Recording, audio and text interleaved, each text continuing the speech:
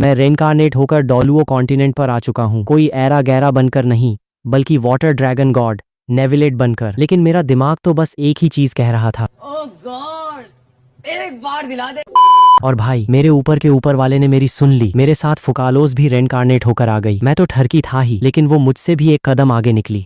वो मेरी वाइफ बनना चाहती है और मेरे साथ छोटे छोटे वाटर ड्रैगन और नन्हे वाटर स्पिरिट्स पैदा करना चाहती है। लेकिन यहाँ आते ही नेविलेट का सिर चकरा गया। वो इस टैंग सैन के सारे पैंतरे अच्छे से जानता था। ये जो वो हिडन वेपन की थ्योरी का लालच दे रहा था ना, उसमें गुआनिन की आंसू जैसी कोई भी टॉप लेवल की सीक्रेट टेक्निक शामिल ही नहीं थी। मतलब भाई, ईमानदारी का तो नामो निशान नहीं था। टैंग सैन, तुम्हारी ईमानदारी तो बस इतनी ही थी क्या? अगर यही बात है तो फिर इस चैलेंज को यहीं रफा दफा समझो, नेविलेट ने कड़क आवाज में कहा, और वो कीमती लोहा वापस समेटने लगा। ये देखते ही टैंग सैन की आंखें एकदम लाल हो गईं। भाई, सामने आया हुआ इतना बड़ा जैकपॉट वो अपनी आंखों के सामने से गायब होते कैसे देख सकता था? इस मोमेंट पर वो बुरी तरह घबरा गया। उसने गुस्से में अपने दांत भींचे, क्योंकि ये फाइट वो किसी भी कीमत पर हार नहीं सकता था और ना ही उसे हारना मंजूर था। उसने नेविलेट को एकदम जानलेवा नजरों से घूरा और आखिरकार दांत पीसते हुए बोला, नेविलेट, मैं दांव पर अपनी खुद की बनाई हुई 2 टॉप लेवल सोल स्किल्स लगाता हूँ, पर्पल डेमन आई और घोस्ट शैडो स्टेप। वो असल में अपने हिडन वेपन्स को दांव पर इसलिए नहीं लगाना चाहता था क्योंकि उसने पहले ही प्लान बना रखा था कि वो इन्हीं वेपन्स से नेविलेट को धोबी पछाड़ देगा। इसलिए वो अपने पत्ते पहले नहीं खोलना चाहता था। उसकी नजर में दोनों ही सोल ग्रैंड मास्टर लेवल पर थे। भले ही नेविलेट की सोल पावर थोड़ी ज्यादा थी, लेकिन टैंग सैन को अपनी टैंग सेक्ट की सीक्रेट टेक्निक्स और हिडन वेपन्स पर पूरा भरोसा था कि जीत उसी की होगी। ये पर्पल डेमन आई और घोस्ट शैडो स्टेप दोनों ही अमूल्य सीक्रेट स्किल्स हैं। पर्पल डेमन आई से तुम्हारी देखने और भांपने की ताकत कई गुना बढ़ जाएगी, और घोस्ट शैडो स्टेप मेरी खुद की बनाई हुई मूवमेंट टेक्निक है। तुम खुद रेफरी रह चुके हो, तुमने इसे देखा ही होगा। टैंग सैन ने पूरे कॉन्फिडेंस के साथ झूठ पेल दिया, लेकिन उसे जरा भी अंदाजा नहीं था कि नेविलेट उसे किस नजर से देख रहा है। टैंग सेक्ट के पूर्वजों की बरसों की मेहनत को साले ने सीधे अपनी खुद की इन्वेंशन बता दिया। खैर, नेविलेट को अच्छे से पता था कि इन दोनों सीक्रेट स्किल्स की वैल्यू उस कीमती लोहे से कहीं ज्यादा है। खासकर ये पर्पल डेमन आई, जो मेंटल पावर को बढ़ाती है। पूरे सोल लैंड में इसके टक्कर की कोई दूसरी चीज नहीं थी। हालांकि खुद नेविलेट के लिए इसका कोई खास इस्तेमाल नहीं था। ये दोनों सीक्रेट स्किल्स वाकई बहुत कीमती हैं। सिर्फ लोहे के एक टुकड़े के बदले इन्हें दांव पर लगाना तुम्हारे लिए सरासर घाटे का सौदा होगा। कोई बात नहीं, मुझे फर्क नहीं पड़ता। टैंग सैन ने हवा में हाथ हिलाया। उसके दिमाग में इस वक्त सिर्फ एक ही भूत सवार था, नेविलेट को सबक सिखाना और उस कीमती लोहे को हड़पना। क्यों ना इस फाइट की रेफरी मैं बन जाऊं? तभी फ्यूरिना ने अचानक मुस्कुराते हुए बीच में टोक दिया। उसने प्रपोजल रखा कि दोनों तरफ के दांव की चीजें वो अपने पास सेफ रखेगी, ताकि बाद में कोई अपनी बात से मुकर न सके। नेविलेट को इसमें कोई प्रॉब्लम नहीं थी। उसने तुरंत वो लोहा फ्यूरिना के हाथ में थमा दिया। टैंग सैन के दिमाग में थोड़ी खटपट तो हुई कि ये लड़की नेविलेट की साइड की है, कहीं कोई झोल न कर दे। पर फिर उसने सोचा कि एक बार नेविलेट को हरा दूं, फिर इस छोटी बच्ची की क्या मजाल जो मेरा सामान न लौटाए। आखिरकार उसने भी दोनों सीक्रेट स्किल्स के मैनुअल आगे बढ़ा दिए और फ्यूरिना के रेफरी बनने की बात मान ली। तो क्या इस बार भी रेफरी मैं ही हूँ? तभी श्याओ वू अचानक उछलती हुई वहां आ पहुंची। टैंग सैन पल भर के लिए झिझका। आजकल ये श्याओ वू पूरी तरह नेविलेट की दीवानी बनी हुई थी, पर अपने 6 साल पुराने रिश्ते का लिहाज रखते हुए उसने भारी मन से हाँ में सिर हिला दिया। नेविलेट को तो खैर कोई ऐतराज था ही नहीं। श्याओ वू ग्राउंड के कोने में खड़ी हो गई और दोनों को देखते हुए कड़क आवाज में बोली, दोनों के पास अपने अपने मार्शल सोल एक्टिवेट करने के लिए पूरा 1 मिनट है। 1 मिनट के बाद फाइट ऑफिशियली शुरू हो जाएगी। नेविलेट का सिर चकरा गया। भाई, ये दांव वाली फाइट में मार्शल सोल एक्टिवेट करने के लिए 1 मिनट का टाइम देने का कौन सा नया रूल आ गया? पर जब रेफरी ने ही फरमान सुना दिया था तो उसे भी प्रोसेस फॉलो करना पड़ा। Tang San, martial soul, blue silver grass, level 31, control system soul grand master, कृपया मार्गदर्शन करें। टैंग सैन ने सबसे पहले अपना मार्शल सोल एक्टिवेट किया और नेविलेट की तरफ हाथ से इशारा करते हुए प्लीज बोला। दूसरी तरफ नेविलेट के सामने हवा में नीले रंग की एक चमचमाती हुई किताब तैरने लगी। Neuvillette, martial soul, eternal flowing purity, कृपया मार्गदर्शन करें। टैंग सैन एकदम चकरा गया। वो नेविलेट के शरीर के चारों तरफ तैरती हुई पानी जैसी नीली 3 सोल रिंग्स को फटी आंखों से देखता रह गया। भले ही दोनों सोल ग्रैंड मास्टर थे और सामने वाला भले ही 39वें लेवल पर क्यों न हो, टैंग सैन को रत्ती भर भी डर नहीं था। पर इस बंदे ने अपना सोल पावर लेवल क्यों नहीं बताया? उसने ज्यादा दिमाग नहीं लगाया और फाइट शुरू होने का वेट करने लगा। उसे जरा भी अंदाजा नहीं था कि नेविलेट के सामने उसकी तो छोड़ो, अगर उसका बाप टैंग हाओ भी आ जाता तो भी नेविलेट को कोई फर्क नहीं पड़ने वाला था। 1 मिनट पलक झपकते ही बीत गया। फाइट शुरू। जैसे ही रेफरी की आवाज गूंजी, टैंग सैन ने बिजली की फुर्ती से मूव किया। उसकी पहली सोल रिंग अचानक चमक उठी। चलो पहले जरा तुम्हारा लेवल चेक करता हूँ। First soul skill, binding. Tang San की बात पूरी भी नहीं हुई थी कि उसके हाथ से निकली ब्लू सिल्वर ग्रास पागलों की तरह बढ़ने लगी और पल भर में नेविलेट के सामने पहुंच गई। नेविलेट ने अपनी छड़ी पकड़े हुए दाहिने हाथ को बस जरा सा ऊपर उठाया। हवा में पानी के एलिमेंट खुद ब खुद इकट्ठे हुए और उन्होंने उस ब्लू सिल्वर ग्रास को बीच में से 2 टुकड़ों में साफ काट दिया। टैंग सैन का कंट्रोल वहीं खत्म हो गया। टैंग सैन के तो होश ही उड़ गए। नेविलेट की सोल रिंग चमकी तक नहीं थी। उसने कोई सोल स्किल यूज ही नहीं की थी। वो बिना किसी स्किल के सीधे वाटर एलिमेंट को कंट्रोल करके अटैक कर रहा था। पूरे सोल लैंड के इतिहास में ऐसा अजूबा कभी किसी ने सुना तक नहीं था। अपना पहला दांव फेल होते देख भी टैंग सैन घबराया नहीं। उसका बायां हाथ चुपके से उसकी पीठ के पीछे बंधी belt 24 bridges in the moonlight की तरफ बढ़ा और चेहरे पर बिना कोई भाव लाए उसने अपनी सोल पावर को पूरी ताकत से पुश किया। Third soul skill, spider web restraint. उसे अच्छे से पता था कि ये जाल नेविलेट को रोक नहीं पाएगा।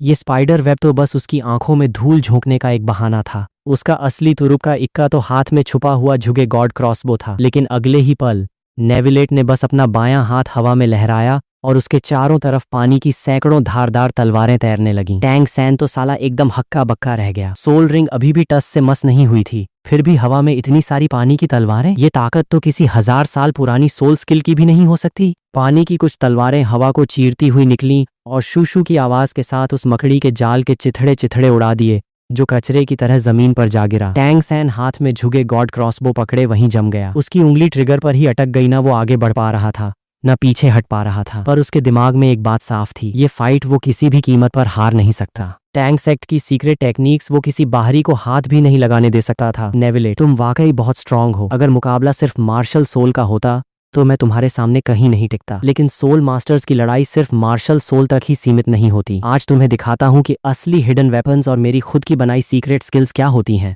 बात खत्म होते ही टैंग सैन ने बिना सोचे समझे ट्रिगर दबा दिया। 16 तीर एक साथ हवा को चीरते हुए निकले, पर आवाज ऐसी आई जैसे सिर्फ एक ही तीर छूटा हो। ये पूरी तरह से एक सरप्राइज अटैक था। लेकिन नेविलेट ने बस एक बार फिर अपना हाथ हवा में लहराया और पानी की कुछ तलवारों ने उन सारे तीरों को बीच में ही काट कर नीचे गिरा दिया। टैंग सैन को पहले से अंदाजा था। उसने लगातार 3 बार ट्रिगर दबाकर झुके गॉड क्रॉसबो के सारे तीर खाली कर दिए। अगले ही पल उसने अपने स्टोरेज टूल से तरह तरह के हिडन वेपन्स निकाले और दोनों हाथों को तेजी से चलाते हुए नेविलेट पर अंधाधुंध हमला बोल दिया। Flower shower. उसे पूरा यकीन था कि हिडन वेपन्स की इस अंधाधुंध बारिश को नेविलेट कभी भी पूरी तरह नहीं रोक पाएगा। लेकिन नेविलेट के चेहरे का एक्सप्रेशन बिल्कुल नहीं बदला। वो बड़े आराम से बिना किसी हड़बड़ी के हर एक वार को नाकाम करता जा रहा था। उसने जानबूझकर अपने हाथ रोक रखे थे ताकि टैंग सैन को ये वहम रहे कि बस थोड़ा सा और मैं जीत जाऊंगा, क्योंकि अगर वो ऐसा दिखाएगा तभी तो टैंग सैन फ्यूचर में अपने पिटारे से और भी कीमती चीजें बाहर निकालेगा। सीधे छीनना तो उसके वसूलों के खिलाफ था, लेकिन जब टैंग सैन खुद चलकर दांव लगाने आया हो तो बात अलग है। कोई नहीं, अगली बार दांव में उसकी वो immortal love flower yearning love melting lily ही निकलवा लूंगा। वैसे भी नेविलेट का हारना तो नामुमकिन था। टैंग सैन को इस बात की भनक तक नहीं थी कि उसका पूरा पत्ता साफ होने वाला है। बाप रे भाई, ये तो सच में बाल बाल बचे। हिडन वेपन्स का वो पूरा राउंड खत्म होते ही नेविलेट ने जानबूझकर डरने का नाटक किया और अपने माथे से वो पसीना पोंछा जो वहां था ही नहीं। ये देखकर फ्यूरिना का सिर चकरा गया। भाई, ये ओवर एक्टिंग कितनी नकली थी। पर कमाल की बात देखो, टैंग सैन साला इस पर भी यकीन कर बैठा। मानना पड़ेगा, तुम्हारी ताकत वाकई कमाल की है जो तुमने मेरे इतने सारे हिडन वेपन्स के पैंतरे झेल लिए। टैंग सैन के चेहरे पर गहरी संजीदगी थी। उसे लग रहा था कि वो बस हर बार जरा से अंतर से चूक रहा है। उसने दिल से नेविलेट की ताकत का लोहा मान लिया था। अरे नहीं, मुझे बस इस जगह का फायदा मिल गया। मेरा मार्शल सोल वाटर एलिमेंट का है और हम ठीक नदी के किनारे खड़े हैं। नेविलेट ने ऐसे ही एक बहाना मार दिया। टैंग सैन के दिमाग की बत्ती तुरंत जली। उसने मन ही मन खुद को कोसा कि वो इस बात को कैसे भूल गया। पानी के एलिमेंट वाले सोल मास्टर को नदी के पास तो नेचुरल बूस्ट मिलता ही है। साला, मैं तो जाल में फंस गया। इस वक्त टैंग सैन के सारे पत्ते खत्म हो चुके थे। हिडन वेपन्स सारे खाली हो चुके थे। ब्लू सिल्वर ग्रास उसके सामने टिक नहीं पा रही थी और जीतने के चांस न के बराबर थे। वो गुस्से और बेबसी से तड़प उठा। उसके दिमाग में बस एक ही ख्याल आ रहा था, क्या मुझे अपना दूसरा मार्शल सोल यूज करना पड़ेगा? लेकिन उसके पिता टैंग हाओ और उसके गुरु ग्रैंड मास्टर ने सख्त हिदायत दी थी कि जब तक जान पर न बनाए दूसरे मार्शल सोल को दुनिया के सामने नहीं लाना है। वो अभी इसी उधेड़बुन में था कि इस फाइट के लिए अपना सीक्रेट खोलना सही होगा या नहीं, कि तभी अचानक उसकी आंखों के सामने अंधेरा छा गया। उसकी गर्दन के ठीक पीछे एक करारा झटका लगा और वो सीधा जमीन पर ढेर हो गया। आंखें बंद होने के आखिरी मोमेंट पर उसके कानों में नेविलेट की आवाज पड़ी। मुझे लगा था टैंग सैन इसे डॉज कर लेगा। पता नहीं फाइट के बीच में वो खोया कहाँ था। टैंग सैन के दिमाग में बस एक ही आखिरी चीख गूंजी, साले तूने पीछे से वार किया? जवानी भी क्या चीज है, गिरते ही सो गया। नेविलेट ने बेबसी से सिर हिलाया। उसकी स्पीड कोई इतनी ज्यादा भी नहीं थी, पर टैंग सैन जमीन को घूरते हुए सोच में ऐसा डूबा था कि नेविलेट के पीछे आने की उसे भनक तक नहीं लगी। वाह नेविलेट, तुम जीत गए, ये हुई ना बात। श्याओ वू उछलती कूदती हुई आई और उसे बधाई देने लगी। उसने जमीन पर पड़े टैंग सैन की तरफ आंख उठाकर देखा तक नहीं। बस किस्मत का खेल था और कुछ नहीं। नेविलेट ने बिना चेहरा बदले बड़ी सादगी से कहा, किस्मत कैसी? मुझे अच्छे से पता है। तुमने अपनी पूरी ताकत तो दिखाई भी नहीं थी। श्याओ वू को सब साफ दिख रहा था। फाइट के मैदान में नेविलेट की जो असली स्पीड थी वो आज के मुकाबले कहीं ज्यादा तेज थी। तो भाई, जैसे ही टैंग सैन ढेर हुआ, फ्यूरिना तुरंत आगे बढ़ी और सारा जीता हुआ माल नेविलेट के हाथ में थमा दिया। लो जी, ये रहा तुम्हारा एकदम कड़क जैकपॉट। नेविलेट ने बिना कोई शोशा किए बड़े आराम से सारा सामान अपनी स्टोरेज डिवाइस में खिसका लिया। ये देखकर श्याओ वू अपनी आंखें मटकाती हुई फ्यूरिना के पास आई और बड़े कौतूहल से पूछा, वैसे सुनो यार, ये मैडम कौन है? उसे इस लड़की में कुछ अजीब सा लग रहा था। इंसानों वाली वाइब तो इसमें बिल्कुल नहीं थी, पर साला ये कोई सोल बीस्ट भी नहीं लग रही थी। हेलो, मैं हूँ फ्यूरिना, नेविलेट की होने वाली बीवी। फ्यूरिना के गाल थोड़े लाल तो हुए, पर भाई बंदी ने एकदम खुलेआम और बिंदास तरीके से अपना रिलेशनशिप स्टेटस एक्सेप्ट कर लिया। श्याओ वू पहले तो थोड़ा सकपकाई, फिर उसने हंसकर हाथ मिलाया। अरे हेलो फ्यूरिना, मैं हूँ श्याओ वू। उसके दिमाग में कोई खोट नहीं था। उसे बस यही लगा कि भाई ये दोनों साथ में एकदम बवाल और परफेक्ट कपल लग रहे हैं। नेविलेट ने मौका देखकर तुरंत फ्यूरिना का हाथ अपने हाथ में थाम लिया और श्याओ वू से बोला, श्याओ वू जी,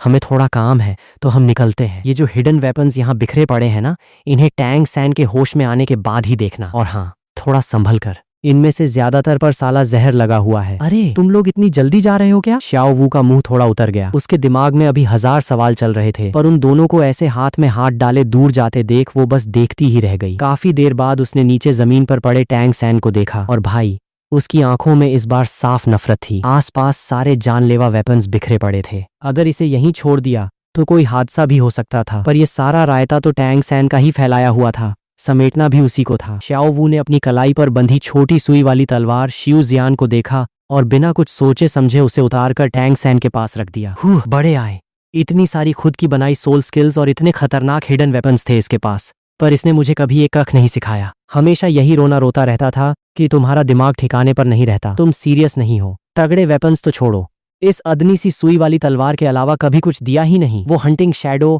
और झुगे गॉड क्रॉसबो क्या इस कबाड़ से बेहतर नहीं थे? हमेशा खोखले वादे करता था कि मैं जिंदगी भर तुम्हारी रक्षा करूंगा, पर क्या ये सच में चाहता था कि मेरे पास खुद की हिफाजत करने की ताकत हो? जो चीजें ये खुद फाइट में धड़ल्ले से यूज करता है वो मुझे सिखाने में इसके पेट में दर्द होता था। एक मामूली सी शर्त के लिए इस टैंग सैन ने अपनी पूरी टैंग सेक्ट की सीक्रेट टेक्निक्स दांव पर लगा दी, पर मेरे मांगने पर हमेशा बचपना बोलकर टाल दिया। खुद ये साला जोश में आकर जुआ खेले तो वो इसका मास्टर प्लान, और मैं अपनी सेफ्टी के लिए कुछ सीखना चाहूं तो मैं इमेच्योर। सैन भाई, आखिरी बार तुम्हें भाई बोल रही हूँ। श्याओ वू ने वो तलवार उसके पास रखी और भाई उसकी आवाज इस वक्त कड़कती बर्फ जैसी ठंडी थी। ये तुम्हारी अमानत तुम्हें मुबारक। आज से और अभी से हमारा भाई बहन का रिश्ता यहीं खत्म। तुमने शायद मुझे कभी अपनी सगी बहन माना ही नहीं था, वरना तुम्हारी ये हरकतें इतनी दिल दुखाने वाली नहीं होती। जो बंदा दांव पर लगाने के लिए अपनी सीक्रेट स्किल्स ला सकता है, दुश्मनों पर जानलेवा वार कर सकता है, वो अपनी बहन को सेफ रखने के लिए एक छोटी सी ट्रिक नहीं सिखा सकता? श्याओ वू वहां से तुरंत नहीं गई।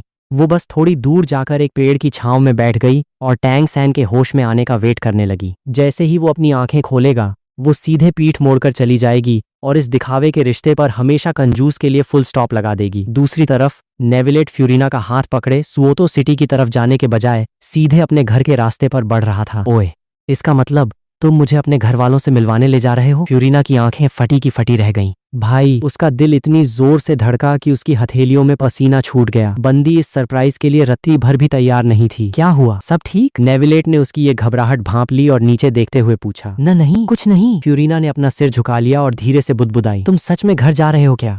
नेविलेट को अब जाकर समझ आया कि भाई, ये छोटी सी जान तो फैमिली मीटिंग के नाम से ही कांप रही है। उससे रहा नहीं गया तो उसने मजे लेने शुरू कर दिए। हाँ बिल्कुल। क्यों, तुम्हारी हवा टाइट हो रही है क्या? अरे बिल्कुल नहीं। फ्यूरिना ने तुरंत अपनी ठुड्डी ऊपर की। बंदी की अकड़ एकदम 7वें आसमान पर थी। मैं तो बस ये सोच रही थी कि ये सब कुछ ज्यादा ही फास्ट नहीं हो रहा? उसकी सिट्टी पिट्टी गुम थी। फिर भी जो वो टॉन्ट मार रही थी उसे देखकर नेविलेट की हंसी छूट गई। असल में वो तो बस टैंग सैन से जीती हुई सीक्रेट स्किल्स अपने दादाजी को सौंपने जा रहा था ताकि फैमिली के यंग कल्टीवेटर्स का भला हो सके। उसने तो बहू को घर लाने जैसा कुछ सोचा ही नहीं था। अब तुम हंस क्यों रहे हो? कुछ नहीं, बस एक अच्छी बात याद आ गई। मैं तुम्हारी इन चिकनी चुपड़ी बातों में नहीं आने वाली। फ्यूरिना ने अपने दांत भींचे, पर फिर उसने सोचा कि साला आज नहीं तो कल मिलना तो है ही, तो डरना कैसा। उसने सीधे बोल दिया, मुझे कोई डर नहीं लग रहा, समझे? चलो फिर जल्दी चलो, अगर कंफर्टेबल न हो तो जबरदस्ती करने की कोई जरूरत नहीं है। नेविलेट ने उसकी इस नौटंकी को देखकर बड़े प्यार से कहा, अरे मैं साक्षात वाटर गॉड हूँ, गॉड ऑफ जस्टिस, मुझे इन छोटी मोटी चीजों से डर लगेगा? तुमने मुझे क्या समझ रखा है? फ्यूरिना ने पूरी हेकड़ी दिखाई, पर भाई उसके दिमाग के अंदर इस वक्त रायता फैल चुका था। वो इमेजिन कर रही थी कि दादाजी कैसे कैसे सवाल पूछेंगे। अभी वो अपनी ख्याली दुनिया में खोई ही थी कि नेविलेट अचानक नीचे झुका और भाई बिना कोई वार्निंग दिए उसे सीधे प्रिंसेस स्टाइल में अपनी गोदी में उठा लिया। अरे ये क्या बदतमीजी है? मेरी प्यारी फ्यूरिना, जब तुम्हें डर ही नहीं लग रहा तो चलो थोड़ा स्पीड में चलते हैं ना। नेविलेट के चेहरे पर एक शातिर मुस्कान थी और वो अपनी बाहों में फड़फड़ाती हुई फ्यूरिना को देख रहा था। मजाक कर रही थी मैं, छोड़ो मुझे। क्या कहा तुमने? हवा तेज है, मुझे कुछ सुनाई नहीं दे रहा। नेविलेट ने हंसते हुए वॉक की स्पीड बढ़ा दी। तकरीबन आधे घंटे बाद दोनों घर पहुंच गए। इस वक्त तक उनके दादाजी एलेक्सियस का रुतबा पहले जैसा नहीं रहा था भाई। ब्लेजिंग डार्क ड्रैगन की 95,000 साल पुरानी सोल रिंग और एक टॉप क्लास बोन को एब्जॉर्ब करने के बाद वो सीधे टाइटल ड्यूओलू फिशिंग गॉड बन चुके थे और उनका लेवल सीधे 93 पर जा पहुंचा था। यहाँ तक कि उनका मार्शल सोल भी इन्वॉल्व होकर गोल्डन क्रो बन चुका था। उनके सफेद ग्रे बाल अब सोने की तरह चमक रहे थे। वो पूरे स्वैग में बैठे यही प्लानिंग कर रहे थे कि जब इस बार फैमिली का फंक्शन होगा तो वो अपने पुराने लंगोटिया यारों को ऐसा शौक देंगे कि सबकी आंखें फटी की फटी रह जाएंगी। सच में भाई, मेरी लाइफ का सबसे बड़ा जैकपॉट यही था कि मुझे नेविलेट जैसा पोता मिल गया। वो अभी खुद की पीठ थपथपा ही रहे थे कि अचानक उन्हें नेविलेट की वाइब महसूस हुई। वो एक्साइटेड होकर अपने स्टडी रूम से बाहर आए और सीधे मेन हॉल की तरफ भागे। पर जैसे ही वो हॉल में पहुंचे, भाई साहब वो वहीं के वहीं स्टैच्यू बन गए। उनका पोता घर तो आया था, पर साला उसकी गोदी में एक सफेद बालों वाली लड़की थी। दादाजी ने अपनी पूरी जिंदगी जी ली थी, 8 बड़े बड़े खानदान छान मारे थे, पर ऐसी लड़की उन्होंने आज तक नहीं देखी थी। और सबसे तगड़ा झोल तो ये था कि खुद 93 लेवल के टाइटल ड्यूओलू होने के बावजूद वो इस लड़की का लेवल और ताकत रत्ती भर भी नहीं भांप पा रहे थे। पोते, ये मैडम कौन है? लेक्सियस के दिमाग में सवालों का बवंडर चल रहा था तो उनसे रहा नहीं गया। नेविलेट ने बड़े प्यार से फ्यूरिना को नीचे उतारा और मुस्कुराते हुए बोला, दादाजी ये है फ्यूरिना, मेरी होने वाली बीवी। आज इसे आपसे ही मिलवाने लाया हूँ। लेक्सियस का तो साला दिमाग ही घूम गया। अभी कुछ दिन पहले ही तो लौंडा घर से निकला था और इतनी जल्दी बहू भी सेट कर ली। नमस्ते दादाजी, मैं हूँ फ्यूरिना। जैसे ही फ्यूरिना की आवाज लेक्सियस के कानों में पड़ी, उन्हें कुछ याद आया। ये तो वही गॉड लेवल वाली आवाज थी जो उन्होंने उस सीक्रेट जगह पर सुनी थी। पर चूंकि ये उनके पोते की पसंद थी तो उन्होंने समझदारी दिखाई और इस बात को वहीं दबा दिया। उन्होंने ऊपर से नीचे तक फ्यूरिना को देखा और भाई वो अंदर ही अंदर गदगद हो गए। फ्यूरिना के बालों का स्टाइल, उसके कपड़ों का कलर कॉम्बिनेशन, सब कुछ नेविलेट से ऐसा मैच कर रहा था जैसे भगवान ने इन दोनों को एक ही सांचे में ढाला हो। फ्यूरिना, वाह बड़ा प्यारा नाम है। आओ बेटा बैठो, बैठकर बात करते हैं। लेक्सियस ने पूरे अपनेपन से उसका वेलकम किया। उनके चेहरे पर बड़ी सी स्माइल थी। दादाजी का ये लीनियंट बिहेवियर देखकर फ्यूरिना की जान में जान आई। पर भाई पहली बार ससुराल आने का प्रेशर तो था ही, तो वो सोफे पर बैठने के बाद भी एकदम गुमसुम हो गई। उसने चुपके से नेविलेट का कुर्ता खींचा और आंखों ही आंखों में इशारा किया कि भाई कुछ बोल और इस सन्नाटे को तोड़। नेविलेट ने भी अपने पार्टनर को निराश नहीं किया। वो तुरंत मुद्दे पर आया। दादाजी, इस बार आने का पहला रीजन तो यही था कि फ्यूरिना आपसे मिल सके, और दूसरा ये कि रास्ते में हमें 2 बहुत ही कमाल की खुद की बनाई soul skills, self created soul skills मिली हैं जो शायद हमारी फैमिली के कल्टीवेटर्स के बहुत काम आएंगी। इतना कहकर उसने पर्पल डेमन आई और घोस्ट शैडो स्टेप के मैनुअल्स दादाजी की तरफ बढ़ा दिए। ये देखते ही लेक्सियस के तो मानो तोते उड़ गए। भाई साहब वो एकदम शॉक में आ गए। ये खुद की बनाई सोल स्किल्स किसी भी खानदान के लिए वो खजाना होती हैं जो पीढ़ियों तक चलती हैं। इनकी वैल्यू किसी 10,000 साल पुरानी सोल बोन से भी कहीं ज्यादा होती है। वो क्लियर स्काई सेक्ट जो दुनिया का नंबर 1 सेक्ट बना बैठा है, वो इन्हीं सीक्रेट स्किल्स के दम पर ही तो राज कर रहा है। अगर ये बात किसी और ने कही होती तो वो उसे जोक समझते, पर चूंकि ये नेविलेट ने कहा था तो उन्हें 1% भी डाउट नहीं था। पर उन्होंने तुरंत अपनी एक्साइटमेंट पर पर्दा डाला और थोड़ा सीरियस होने का नाटक करते हुए बोले, पोते ये सब बातें बाद में करेंगे, इतनी बड़ी स्किल्स के चक्कर में मैं अपनी प्यारी बहू को इग्नोर थोड़ी ना करूंगा। पर भाई दादाजी का दिमाग तो बैकग्राउंड में 4G की स्पीड से चल रहा था।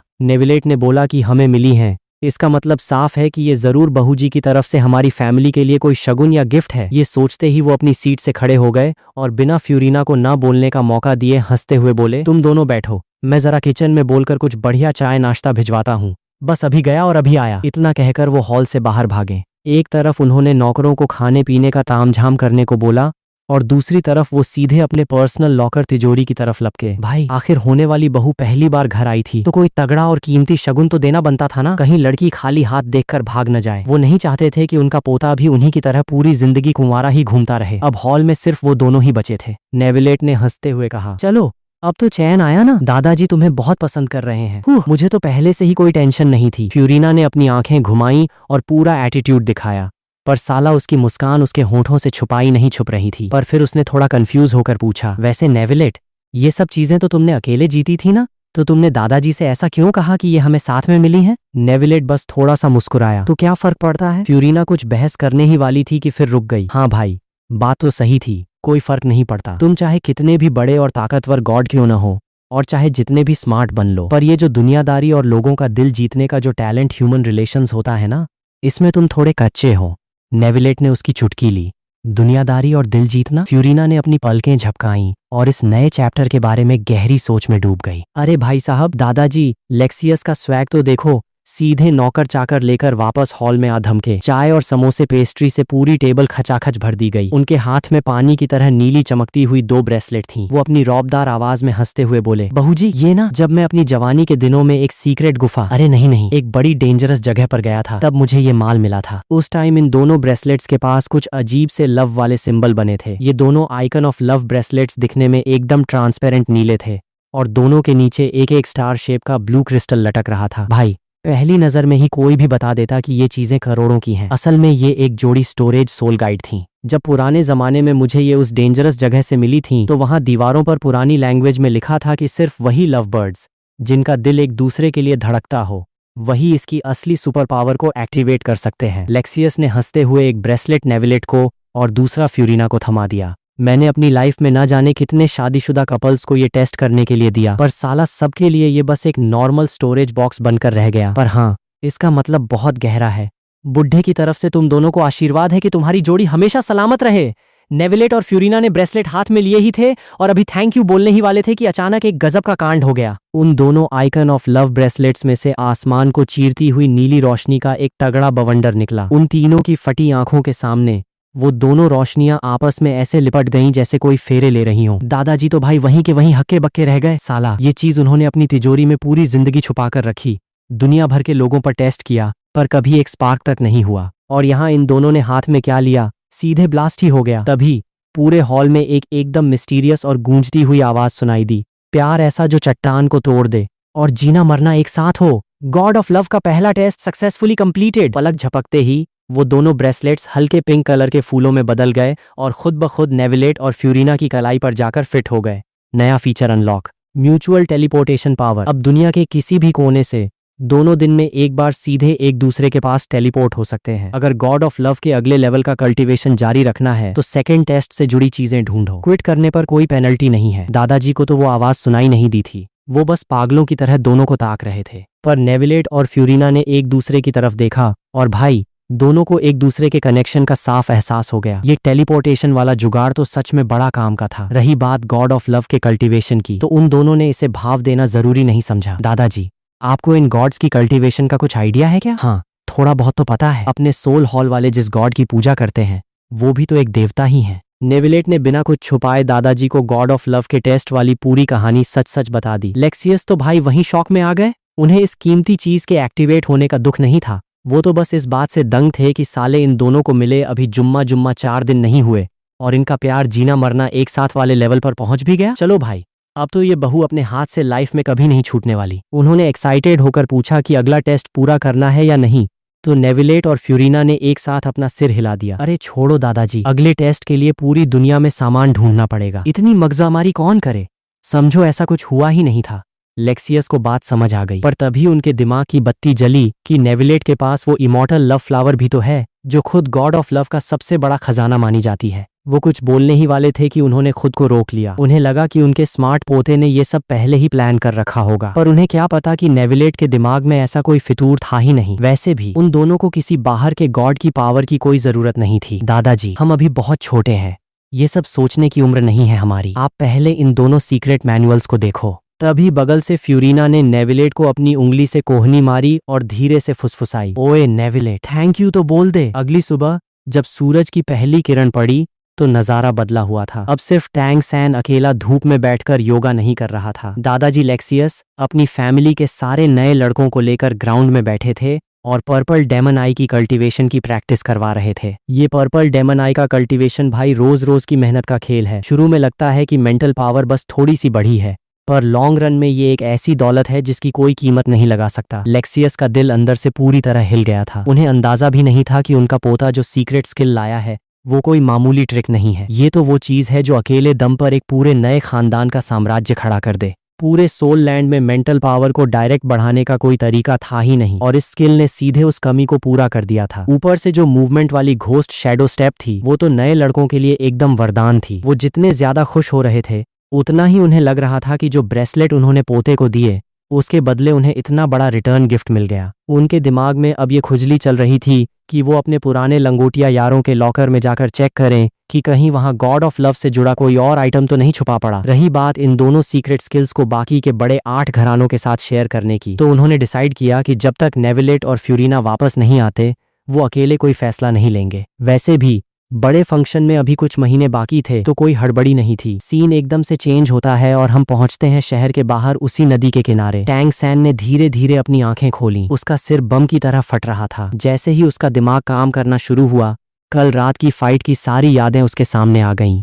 नहीं, ऐसा नहीं हो सकता, मैं हार गया। साला मैं टैंग सेक्ट की सीक्रेट स्किल्स हार गया। उसकी आंखें गुस्से से उबलने लगीं और उसने अपनी मुट्ठियां इतनी जोर से भींची कि नाखून गड़ गए। उसने अपनी इस हार का पूरा ठीकरा इस बात पर फोड़ दिया कि नेविलेट को नदी के किनारे होने का फायदा मिला था और साले ने लास्ट में पीछे से धोखे से वार करके मैच जीता था। अब उसके दिल में नेविलेट के लिए नफरत इस लेवल पर पहुंच चुकी थी कि उसका डेथ वारंट पक्का हो चुका था। टैंग सेक्ट का माल इतनी आसानी से हजम नहीं होने दूंगा बेटा, अगली बार तू नहीं बचेगा। वो दांत पीसते हुए गुर्राया। तभी उसकी नजर बगल में जमीन पर पड़ी उस छोटी सुई वाली तलवार पर गई। उस पर बना वो खरगोश का डिजाइन और वू नाम देखते ही उसकी आंखों में मिर्च लग गई। ये वही तलवार थी जो उसने श्याओ वू की सेफ्टी के लिए उसे गिफ्ट की थी। ये यहाँ क्या कर रही है और श्याओ वू कहाँ है? तभी बगल की झाड़ियों में कुछ हलचल हुई। उसने तुरंत अपनी पर्पल डेमन आई एक्टिवेट करके देखा। सामने श्याओ वू की पीठ थी जो उससे दूर, बहुत दूर जाती जा रही थी। टैंग सैन एकदम पत्थर बन गया।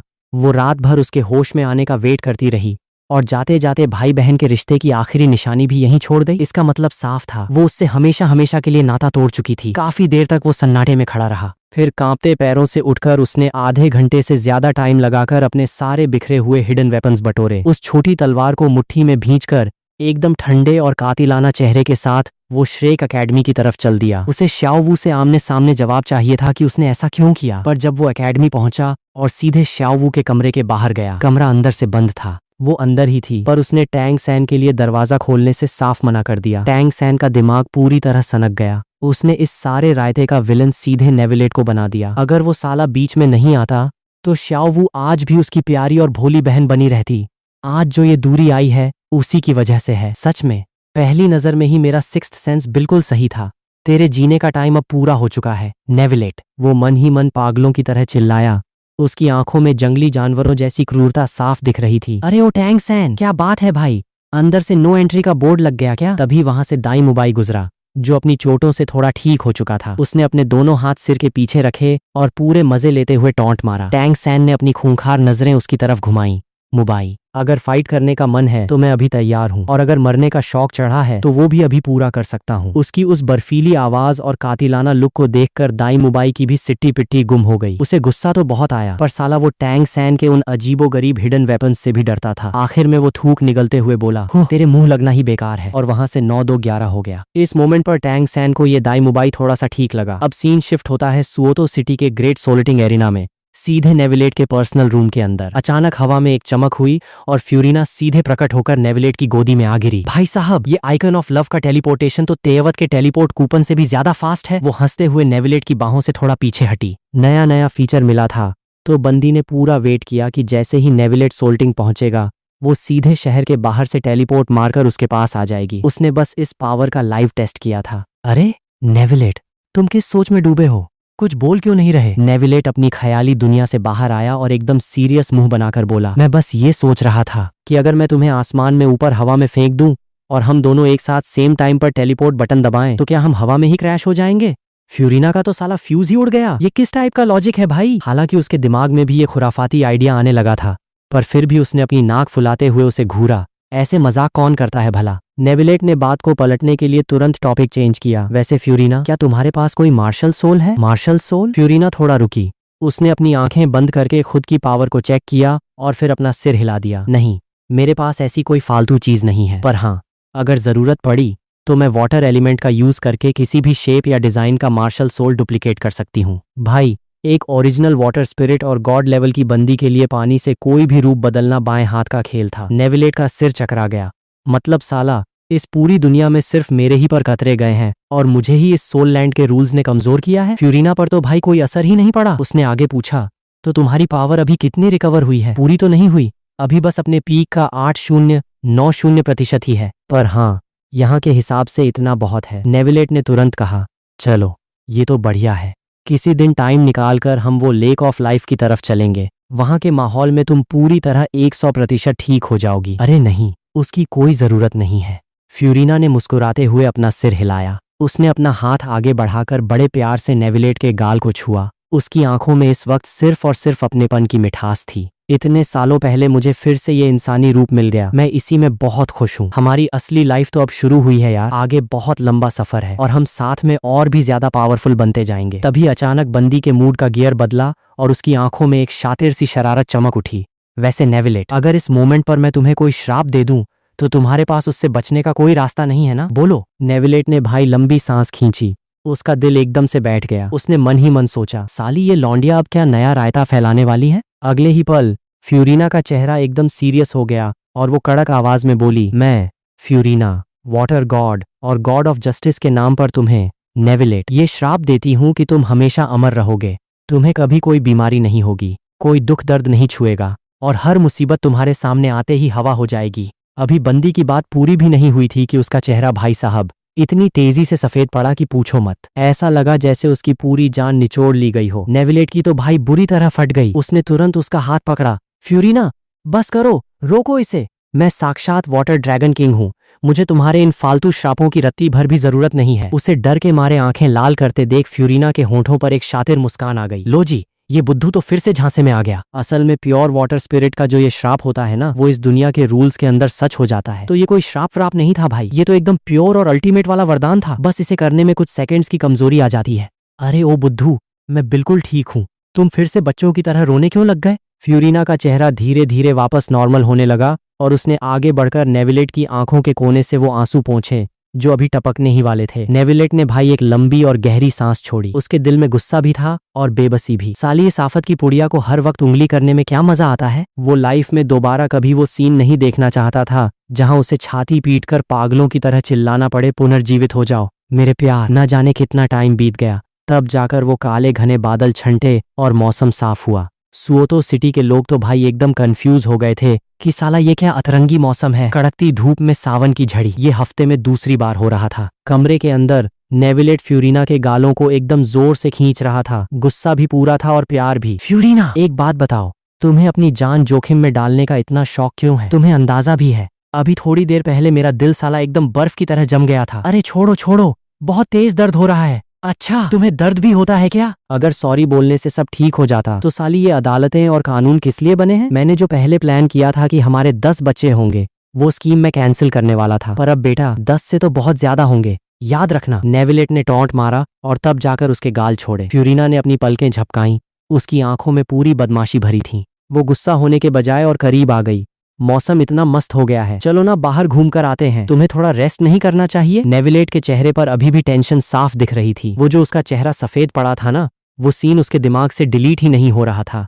अरे मैं एकदम चकाचक हूँ, मैं वाटर गॉड हूँ, इतनी कमजोर थोड़ी ना हूँ। फ्यूरिना ने हवा में एक राउंड चक्कर काटा और 3 बार कसम खाई कि वो आगे से ऐसी कोई नौटंकी नहीं करेगी। तब जाकर नेविलेट का बीपी नॉर्मल हुआ और उसने उसे कसकर अपनी बाहों में भींच लिया। 10 मिनट बाद दोनों हाथ में हाथ डाले कमरे से बाहर निकले। फ्यूरिना के गाल हल्के गुलाबी हो रहे थे और वो मन ही मन मुस्कुरा रही थी। ग्रेट एरिना के जितने भी नौकर चाकर थे, वो नेविलेट को देखते ही झुककर नमस्ते सर करने लगे। बगल में खड़ी फ्यूरिना को देखकर सबके पेट में खलबली तो मच रही थी, पर भाई साहब किसी की इतनी मजाल नहीं थी कि कोई एक सवाल भी पूछ ले। आखिर एरिना और बड़े 8 घरानों का सिंपल रूल था, यहाँ सिर्फ फाइट की बात होती है, पर्सनल लाइफ की नहीं। तभी सामने से एक जाना पहचाना मोटा ताजा बंदा आता हुआ दिखा। ये अपना डायरेक्टर राव था। अरे डायरेक्टर साहब, ये आपका मुंह क्यों उतरा हुआ है? नेविलेट ने अपनी भौहें सिकोड़कर पूछा। डायरेक्टर राव अपनी सोच से बाहर आया और तुरंत झुककर सलाम ठोका। वो बड़े ही रोते हुए मुंह से अपनी प्रॉब्लम बताने लगा। क्या बताऊं सर, पिछले 2 दिन से एरिना में हेवन ड्यूओ एकेडमी की इंपीरियल टीम आई हुई है। 6 लौंडे हैं, सब के सब सिल्वर बैज वाले सोल ग्रैंड मास्टर हैं। हमारे इस लेवल के जितने भी फाइटर्स थे, उन साले शेरों को इन्होंने गीदड़ बना के रख दिया है। ऊपर से कुछ बड़े बड़े रईसों ने उन पर अंधाधुंध पैसा लगा रखा है। 2 दिन में एरिना का इतना तगड़ा लॉस हुआ है कि दीवाला निकलने की नौबत आ गई है। नेविलेट को बात तुरंत समझ आ गई। अच्छा, तो ये ओरिजिनल स्टोरी वाली इंपीरियल टीम है जिसमें वो यूतियान हैंगी और बाकी सब हैं? उसने तुरंत पूछा। टोटल कितने बंदे हैं वो? 6 लोग हैं सर, सब के सब इंपीरियल एकेडमी के टॉपर्स हैं। नेविलेट का दिमाग 5G की स्पीड से चला और उसने पूरा झोल पकड़ लिया। इसका मतलब साफ है कि वो दुगुयान ऑलरेडी लेवल 40 पार करके सोल एल्डर बन चुकी है। तो इस टीम ने दिमाग ये लगाया कि दुगुयान को कुछ टाइम के लिए टीम से बाहर कर दिया ताकि वो एरिना के रूल्स का फायदा उठाकर सिर्फ सोल ग्रैंड मास्टर वाले मैच खेल सकें। और भाई, उनके पास जो मार्शल सोल्स का कॉम्बिनेशन था, blue lightning tyrant dragon, black कछुआ और 9 स्टार बेगोनिया, इस लेवल पर उनके टक्कर का कोई पैदा ही नहीं हुआ था। अगर एरिना बाहर से भी किसी को बुलाता तो भी उनको धोना नामुमकिन था। डायरेक्टर साहब, आप जाकर अपना बाकी काम देखो। जब रास्ता बंद होता है तो कहीं न कहीं से खिड़की खुल ही जाती है। फिलहाल बाहर से किसी बैकअप का जुगाड़ करो। मेरे पास भी इसका कोई रेडीमेड सॉल्यूशन नहीं है। नेविलेट ने हाथ खड़े कर दिए। अब वो खुद भेष बदलकर लेवल 30 वाले मैच में उतरने से तो रहा, वो तो सरासर चीटिंग हो जाती। डायरेक्टर राव ने एक ठंडी सांस भरी और रोता हुआ मुंह लेकर चला गया। उसकी खुद की इतनी औकात नहीं थी कि वो इस छोटे मालिक को रिंग में उतारने की बात भी सोच सके। अगर इस लड़के को एक खरोंच भी आ जाती तो दादाजी लेक्सियस उसकी खाल उधेड़ कर रख देते। उसके जाते ही नेविलेट ने बगल में खड़ी फ्यूरिना को देखा, जो कुछ गहरी सोच में डूबी थी। क्या सोच रही हो? अरे कुछ नहीं तो। फ्यूरिना ने तुरंत अपना सिर हिलाया, पर साली उसकी आंखों की चालाकी छुप नहीं रही थी। जब नेविलेट ने उसे एकदम घूर कर देखा तो उसने हार मानकर अपने हाथ फैला दिए। वैसे अगर वो दुगुयान मैडम वापस अपनी टीम में आ जाएं तो ये प्रॉब्लम चुटकियों में सॉल्व नहीं हो जाएगी? फ्यूरिना ने आंख मारते हुए हिंट दिया। नेविलेट कुछ देर शांत रहा। आइडिया तो एकदम कड़क था, पर वो साले यहाँ सिर्फ जीतने और पैसा छापने के लिए रूल्स का फायदा उठा रहे हैं। वो खुद चलकर अपनी टीम में किसी सोल एल्डर को क्यों बुलाएंगे ताकि उनका मैच ऊंचे लेवल वालों से हो जाए? उसने अपना सिर हिलाया। छोड़ो, ये सब एरिना के एक्सपर्ट्स का काम है, उन्हें ही देखने दो। इतना बोलकर उसने फ्यूरिना का हाथ पकड़ा और दोनों ग्रेट एरिना से बाहर आ गए। बाहर एकदम कड़कती धूप खिली हुई थी। नेविलेट वैसे ही शहर का जाना माना सेलिब्रिटी था, और आज जब उसके साथ अप्सरा जैसी दिखने वाली फ्यूरिना रोड पर उतरी तो भाई साहब, राह चलते लोग खंभों से टकराने लग गए। सब अपनी गर्दन घुमा घुमा कर उन्हीं को ताक रहे थे। दोनों अभी मार्केट घूम ही रहे थे कि नेविलेट की नजर थोड़ी दूर खड़े दाई मुबाई पर पड़ी। वो साला रोज होटल वाली उन्हीं जुड़वा बहनों को अपनी बाहों में जकड़े अपनी चिकनी चुपड़ी बातों से उन्हें पटाने में बिजी था। तभी दाई मुबाई को भी एहसास हुआ कि कोई उसे घूर रहा है। उसने जैसे ही गर्दन घुमाई, भाई साहब, उसके तो तोते उड़ गए। ये जो नेविलेट हमेशा अकेला और खड़ूस बना घूमता था, आज वो एक परी जैसी लड़की को अपनी बाहों में लेकर घूम रहा है। उसने अपनी बगल में खड़ी उन दोनों जुड़वा बहनों को देखा और फिर फ्यूरिना के रॉयल लुक को देखा। साला जमीन आसमान का फर्क था। उसके दिल के अंदर ईर्ष्या और जलन का ऐसा तगड़ा ब्लास्ट हुआ कि पूछो मत। उसने तुरंत उन दोनों लड़कियों को भगाया, अपने कोट के कॉलर ठीक किए और पूरे स्वैग में सीधे उन दोनों की तरफ बढ़ गया। नेविलेट ने अपनी भौहें सिकोड़ी। दाई मुबाई का ये आवारा लुक देखकर वो समझ गया कि ये साला आज अपनी मौत को खुद दावत देने आया है। और हुआ भी यही भाई। दाई मुबाई सीधे उनके सामने आकर खड़ा हो गया। उसने फ्यूरिना के सामने एकदम फिल्मी स्टाइल में घुटने टेक कर हाथ आगे बढ़ाया और मुस्कुराते हुए बोला, हेलो खूबसूरत मैडम, इस गुस्ताखी के लिए माफी, पर क्या मैं आपका शुभ नाम जान सकता हूँ? फ्यूरिना और नेविलेट ने एक दूसरे की तरफ देखा और भाई, दोनों की हंसी छूट गई। फ्यूरिना ने एकदम रिलैक्स होकर कहा, फ्यूरिना, नेविलेट की मंगेतर। पर दाई मुबाई ने शातिरपना दिखाते हुए बात का दूसरा हिस्सा सीधे कान से बाहर निकाल दिया। मंगेतर ही तो है, अभी शादी थोड़ी ना हुई है। उसने तुरंत अपना सीना फुलाया और अपनी प्रोफाइल झाड़नी शुरू की। अरे मैं तो अपना इंट्रोडक्शन देना ही भूल गया। मेरा नाम है Dai Mubai, level 37, combat system soul grand master. क्या मुझे ये सम्मान मिल सकता है कि मैं मिस फ्यूरिना को आज डिनर पर ले जा सकूं? नेविलेट से अब और बर्दाश्त नहीं हुआ। वो जैसे ही इस अकड़ू का दिमाग ठिकाने लगाने के लिए आगे बढ़ा, फ्यूरिना ने चुपके से उसकी कलाई पकड़ ली और आंखों से इशारा किया, रुक जाओ राजा, जरा मुझे मजे लेने दो। मिस्टर दाई मुबाई, अगर आप मेरे साथ डिनर पर जाना चाहते हैं तो मेरी एक छोटी सी शर्त है, मानोगे? फ्यूरिना के चेहरे पर एक प्यारी सी स्माइल थी, पर उसकी आंखों के अंदर इस वक्त साक्षात मौत नाच रही थी। गॉड इंसानों से प्यार जरूर करते हैं, पर इस सोल लैंड के बदतमीज लड़के उनके लिए कोई मायने नहीं रखते। भगवान जब नाराज होते हैं तो प्रलय आती है भाई। क्या शर्त है मैडम? ये दाई मुबाई आपकी हर शर्त के लिए तैयार है। दाई मुबाई के मुंह की लार टपकने को तैयार थी और उसकी स्माइल उसके कानों तक पहुंच रही थी। उसे लगा शर्त क्या ही होगी, या तो कुछ गोल्ड कॉइन्स या फिर अपनी ताकत का शो ऑफ। उसके लिए ये सब बाएं हाथ का खेल था। उसे जरा भी अंदाजा नहीं था कि उसने सीधे एक गॉड से पंगा ले लिया है। बड़ा सिंपल है, बस तुम्हें एक अगरबत्ती के जलने तक टिके रहना है। फ्यूरिना हंस रही थी पर उसकी नजरें दाई मुबाई को कचरा समझ रही थीं। बस एक अगरबत्ती के टाइम तक? दाई मुबाई पहले तो चौंका, फिर अपनी औकात से बाहर जाकर बकवास करने लगा। अगर मुकाबला तुम्हारे इस बगल वाले नेविलेट से भी हो ना, तो एक अगरबत्ती तो छोड़ो, उसे धूल चटाने में मुझे कितना ही टाइम लगेगा। ये लाइन सुनते ही नेविलेट और फ्यूरिना दोनों एकदम शांत हो गए। वो दोनों उसे ऐसे देख रहे थे जैसे सामने कोई इंटरनेशनल लेवल का गधा खड़ा हो। दाई मुबाई को लगता था कि नेविलेट बस एरिना के जुगाड़ से बड़ा बना है। उसे ये नहीं पता था कि जो बंदा टैंग सैन को एक थप्पड़ में सुला सकता है, उसकी औकात इसके खानदान से भी ऊपर है। तुम्हें इससे लड़ने की जरूरत नहीं है, तुम्हें बस मेरे सामने एक अगरबत्ती के टाइम तक टिक कर दिखाना है। फ्यूरिना की आवाज एकदम ठंडी और रोबदार हो गई। दाई मुबाई का साला दिमाग ही काम करना बंद कर दिया। उसने लड़की को ऊपर से नीचे तक देखा और सोचा कि ये बंदी बस मजाक कर रही है। उसका एक्साइटमेंट और बढ़ गया। डन! एक क्या, तुम 2 अगरबत्ती लगाओ, मैं तब भी खड़ा रहूंगा। चलो, जब मिस्टर दाई मुबाई खुद डिमांड कर रहे हैं तो 2 ही सही। फ्यूरिना ने तुरंत डील पक्की कर दी। बगल में खड़े नेविलेट का सिर चकरा गया। उसने जब दाई मुबाई को देखा तो उसकी आंखों का गुस्सा अब तरस में बदल चुका था। भाई, खुद नेविलेट फ्यूरिना के गुस्से के सामने आधी अगरबत्ती तक न टिक पाए और ये 37 लेवल का चूजा अपनी मौत का सामान खुद पैक कर रहा है। इसे सच में नहीं पता कि आसमान कितना ऊंचा है। यहाँ तमाशा खड़ा करने का कोई फायदा नहीं है। शहर के बाहर चलो। नेविलेट, जाओ जरा हमारे लिए 2 अगरबत्तियां खरीद कर लाओ। आज मिस्टर दाई मुबाई का स्टैमिना चेक करते हैं। ओके, अभी लाया। नेविलेट ने दाई मुबाई को एक ऐसी लुक दी जैसे वो उसकी आखिरी नमाज पढ़ रहा हो और सीधे दुकान की तरफ निकल गया। दाई मुबाई के दिल में पहली बार कुछ खटका हुआ। उसे लगा कि साला कुछ तो गड़बड़ है, पर वो समझ नहीं पा रहा था। उसे ऐसा फील होने लगा था कि जैसे वो किसी बड़े जाल में फंस चुका है।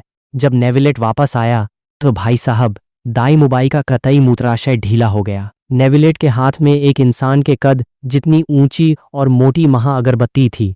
उसे देखकर दाई मुबाई एकदम कोमा में चला गया। ये अगरबत्ती 2 घंटे क्या, पूरे दिन में भी ना बुझे। और साली ऐसी ऐसी 2 अगरबत्तियां थीं। फ्यूरिना से अपनी हंसी रोकी नहीं गई। हा हा हा, उसकी आंखों में नेविलेट के लिए प्यार आ गया। ये लौंडा सच में बहुत ज्यादा गुस्सा हो गया था। तभी तो दाई मुबाई को आज सीधे यमराज के पास भेजने का पूरा इंतजाम करके लाया था। दाई मुबाई का दिमाग एकदम सुन्न पड़ चुका था, पर अब थूक कर चाटना उसकी ईगो के खिलाफ था। तो वो भारी कदमों से उन दोनों के पीछे पीछे शहर के बाहर की तरफ चल दिया। उसके दिमाग में बस एक ही थॉट था, ज्यादा से ज्यादा क्या ही होगा, अगर नहीं जीत पाया तो हार मान लूंगा। एक लड़की से डरने की क्या जरूरत है। तीनों पल भर में शहर के बाहर एक बड़े से खाली मैदान में पहुंच गए। नेविलेट ने बिना टाइम वेस्ट किए उस महा अगरबत्ती को जमीन में गाड़ दिया। उसने हवा में बस अपनी उंगली से एक छुटकी बजाई और भाई साहब, बिना किसी माचिस के वो अगरबत्ती धू धू करके जल उठी। पानी के एलिमेंट के दम पर वैक्यूम और प्रेशर बनाकर आग पैदा करने का ये जो लेवल था, उसे देखकर दाई मुबाई के चेहरे का रंग उड़ गया। उसे समझ आ गया कि भाई, कैलकुलेशन में बहुत बड़ी मिस्टेक हो चुकी है। पर अब चिड़िया चुग गई खेत, अब पीछे हटने का कोई रास्ता नहीं था। भाई, मेरी तो फितरत ही जज न्यायाधीश वाली है, तो इस फाइट की शुरुआत भी मेरे अनाउंसमेंट से ही होनी चाहिए। क्या बोलते हो? फ्यूरिना ने हवा में हाथ लहराया। नो प्रॉब्लम, बिल्कुल बिल्कुल, चलो भाई, फाइट शुरू। जैसे ही नेविलेट के मुंह से ये शब्द निकले, वो साला बिजली की फुर्ती से पीछे हट गया। उसे अच्छे से पता था कि यहाँ क्या रायता फैलने वाला है, इसलिए वो पहले ही सेफ डिस्टेंस पर चला गया ताकि फालतू में लपेटे में न आ जाए दाई। मुबाई ने चैन की सांस ली। चलो भाई, शुक्र है कि ये 2 on 1 2v1 वाला झोल नहीं है। सामने बस एक अकेली लड़की है, इसे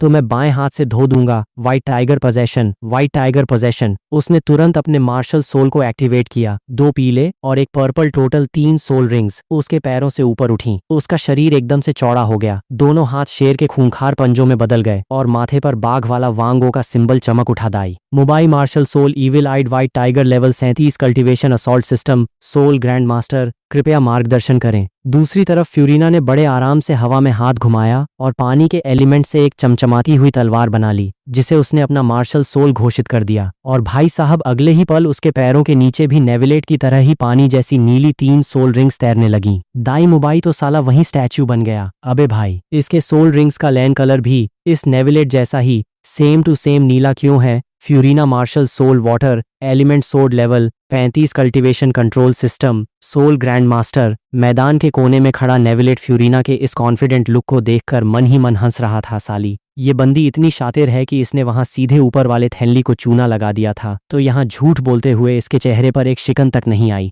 पर तभी नेविलेट को झटका लगा, अरे रुको, उस टाइम तो मैं भी इसके झांसे में आ गया था ना। 10 साल पहले जो मैंने 10 बच्चों का प्लान बनाया था वो अब बहुत कम लग रहा है, नंबर बढ़ाना पड़ेगा। अभी वो अपनी ख्याली दुनिया में खोया ही था कि दाई मुबाई की तो यहाँ हंसी छूटने वाली थी। लेवल 35। साला मुझसे 2 लेवल छोटी है और बातें ऐसी कर रही थी जैसे मुझे 2 अगरबत्ती के टाइम तक रुला देगी। ऊपर से तलवार वाला मार्शल सोल और वो भी कंट्रोल सिस्टम। ऐसा अजूबा तो आज तक इतिहास में किसी ने सुना ही नहीं था। उसने पूरे स्वैग में एक पोज मारा और मुस्कुराते हुए बोला, मिस फ्यूरिना बेहतर होगा कि पहला वार आप ही करो। मुझे डर है कि कहीं मेरी ताकत से आपको चोट न लग जाए। अच्छा तो फिर रोना मत, मैं शुरू कर रही हूँ। फ्यूरिना की बात खत्म होते ही उसकी पहली सोल रिंग अचानक चमक उठी। पानी का एक बड़ा सा गोला हवा में इकट्ठा हुआ और उसमें से एक जेंटलमैन हैट पहने हुए क्यूट सी ऑक्टोपस बाहर निकली। फर्स्ट सोल स्किल, बाहर आओ जेंटलमैन अशेर, जेंटलमैन उशर। अरे भाई ट्विस्ट यहीं खत्म नहीं हुआ, उसकी दूसरी और तीसरी सोल रिंग्स भी एक साथ फ्लैश हुई। सेकंड सोल स्किल लेडी, शेवालमारिन लेडी, शेवलमारिन। थर्ड सोल स्किल मैडम क्रैबलेटा, मैडमोइजेल क्रैबलेटा। देखते ही देखते हवा में एक क्यूट सा सी हॉर्स और एक गोल मटोल केकड़ा प्रकट हो गए। ये तीनों कार्टून जैसे दिखने वाले सी फूड हवा में तैर रहे थे और इन्हें देखकर दूर दूर तक नहीं लग रहा था कि इनमें 1% भी जानलेवा पावर होगी। नेविलेट ने दूर से ये देखकर अपना सिर पकड़ लिया। बाप रे, ये तो फ्यूरिना के वही खतरनाक एलिमेंटल पार्टनर्स सलोन सॉलिटेयर्स हैं। ये तीनों सी फूड के गुंडे इतने खतरनाक हैं कि राह चलते सीधे शरीफों पर भी हाथ साफ कर देते हैं। दाई मुबाई बेटा, आज तो तेरा बैंड बजना पक्का है, शुरू हो जाओ लड़कों। फ्यूरिना ने कड़क आवाज में आर्डर दिया। पलक झपकते ही उन तीनों समुद्री गुंडों ने दाई मुबाई को चारों तरफ से घेर लिया। दाई मुबाई तो भाई वहीं भौचक्का रह गया। अबे ये दिखने में इतने क्यूट हैं, पर साले अटैक करने में इतने उतावले क्यों हो रहे हैं? मिस्टर दाई मुबाई, याद है ना आपको पूरे 2 माह अगरबत्तियों के टाइम तक मैदान में टिके रहना है। All the best. फ्यूरिना ने हंसते हुए ताली बजाई और सीधे वॉक करती हुई नेविलेट के पास आ गई। उसने हवा में हाथ हिलाकर पानी के 2 बड़े बड़े सोफे बबल्स बनाए और दोनों उस पर राजा रानी की तरह बैठ गए। लो जी, हम तो बन गए फ्रंट रो के दर्शक। वैसे नेविलेट, तुम्हें क्या लगता है ये बकलोल कितनी देर टिक पाएगा? मुश्किल से आधी अगरबत्ती भी नहीं। वाह, मेरा राजा तो बड़ा समझदार हो गया है, फ्यूरिना ने मुस्कुराते हुए कहा। नेविलेट से रहा नहीं गया, उसने फ्यूरिना को कमर से पकड़कर सीधे अपनी गोदी में खींच लिया। दोनों की आंखें आपस में मिली तो नेविलेट बुदबुदाया, फ्यूरिना तुम उम्र में मुझसे बस थोड़ी सी ही तो बड़ी हो।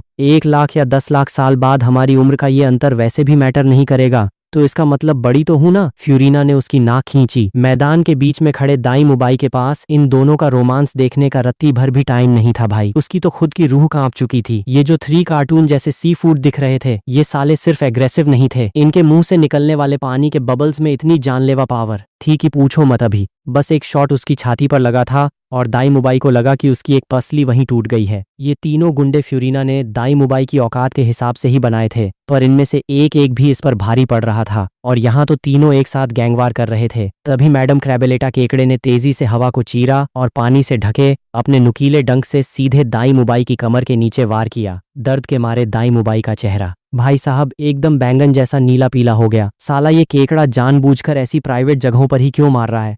तुम मुझे कमजोर समझ रहे हो क्या? दाई मुबाई गुस्से में दहाड़ा। उसकी पहली और तीसरी सोल रिंग एक साथ चमकी। First soul skill white tiger shield, third soul skill white tiger वज्र ट्रांसफॉर्मेशन। इन दोनों बम्पर बूस्ट के बाद उसका शरीर और ज्यादा विशाल हो गया। उसकी ताकत और डिफेंस इस वक्त अपने पीक पर पहुंच चुके थे। तुम जैसे मामूली फालतू के खिलौने मेरा बाल भी बांका नहीं कर सकते, वो दांत पीसते हुए चिल्लाया और उसने अपना बड़ा सा पंजा मैडम क्रैबेलेटा की तरफ दे मारा। पर अगले ही पल उस केकड़े के मजबूत डंक ने दाई मुबाई की कलाई को हवा में ही जकड़ लिया। वो ताकत इतनी भयानक थी कि दाई मुबाई का हाथ टस से मस नहीं हुआ। उसे अब जाकर समझ आया कि भाई उसने इन अजीब जानवरों को हल्के में लेकर जिंदगी की सबसे बड़ी भूल कर दी है। उसका दाहिना हाथ लॉक हो चुका था तो उसने गुस्से में अपना बायां हाथ केकड़े के मुंह पर मारना चाहा, पर साला जैसे ही हाथ आगे बढ़ा दूसरी तरफ से लेडी शेवालमारिन सी हॉर्स ने उसके दूसरे हाथ को भी जकड़ लिया। उधर से जेंटलमैन अशेर भी फ्री बैठा नहीं था, वो भी लगातार उस पर पानी के कोड़े बरसा रहा था। दाई मुबाई की आज जो कुटाई होने वाली थी ना, वो उसकी लाइफ का सबसे बड़ा ट्रॉमा बनने वाली थी। आह बचाओ, दाई मुबाई की चीख निकल गई। अगर उसने पहले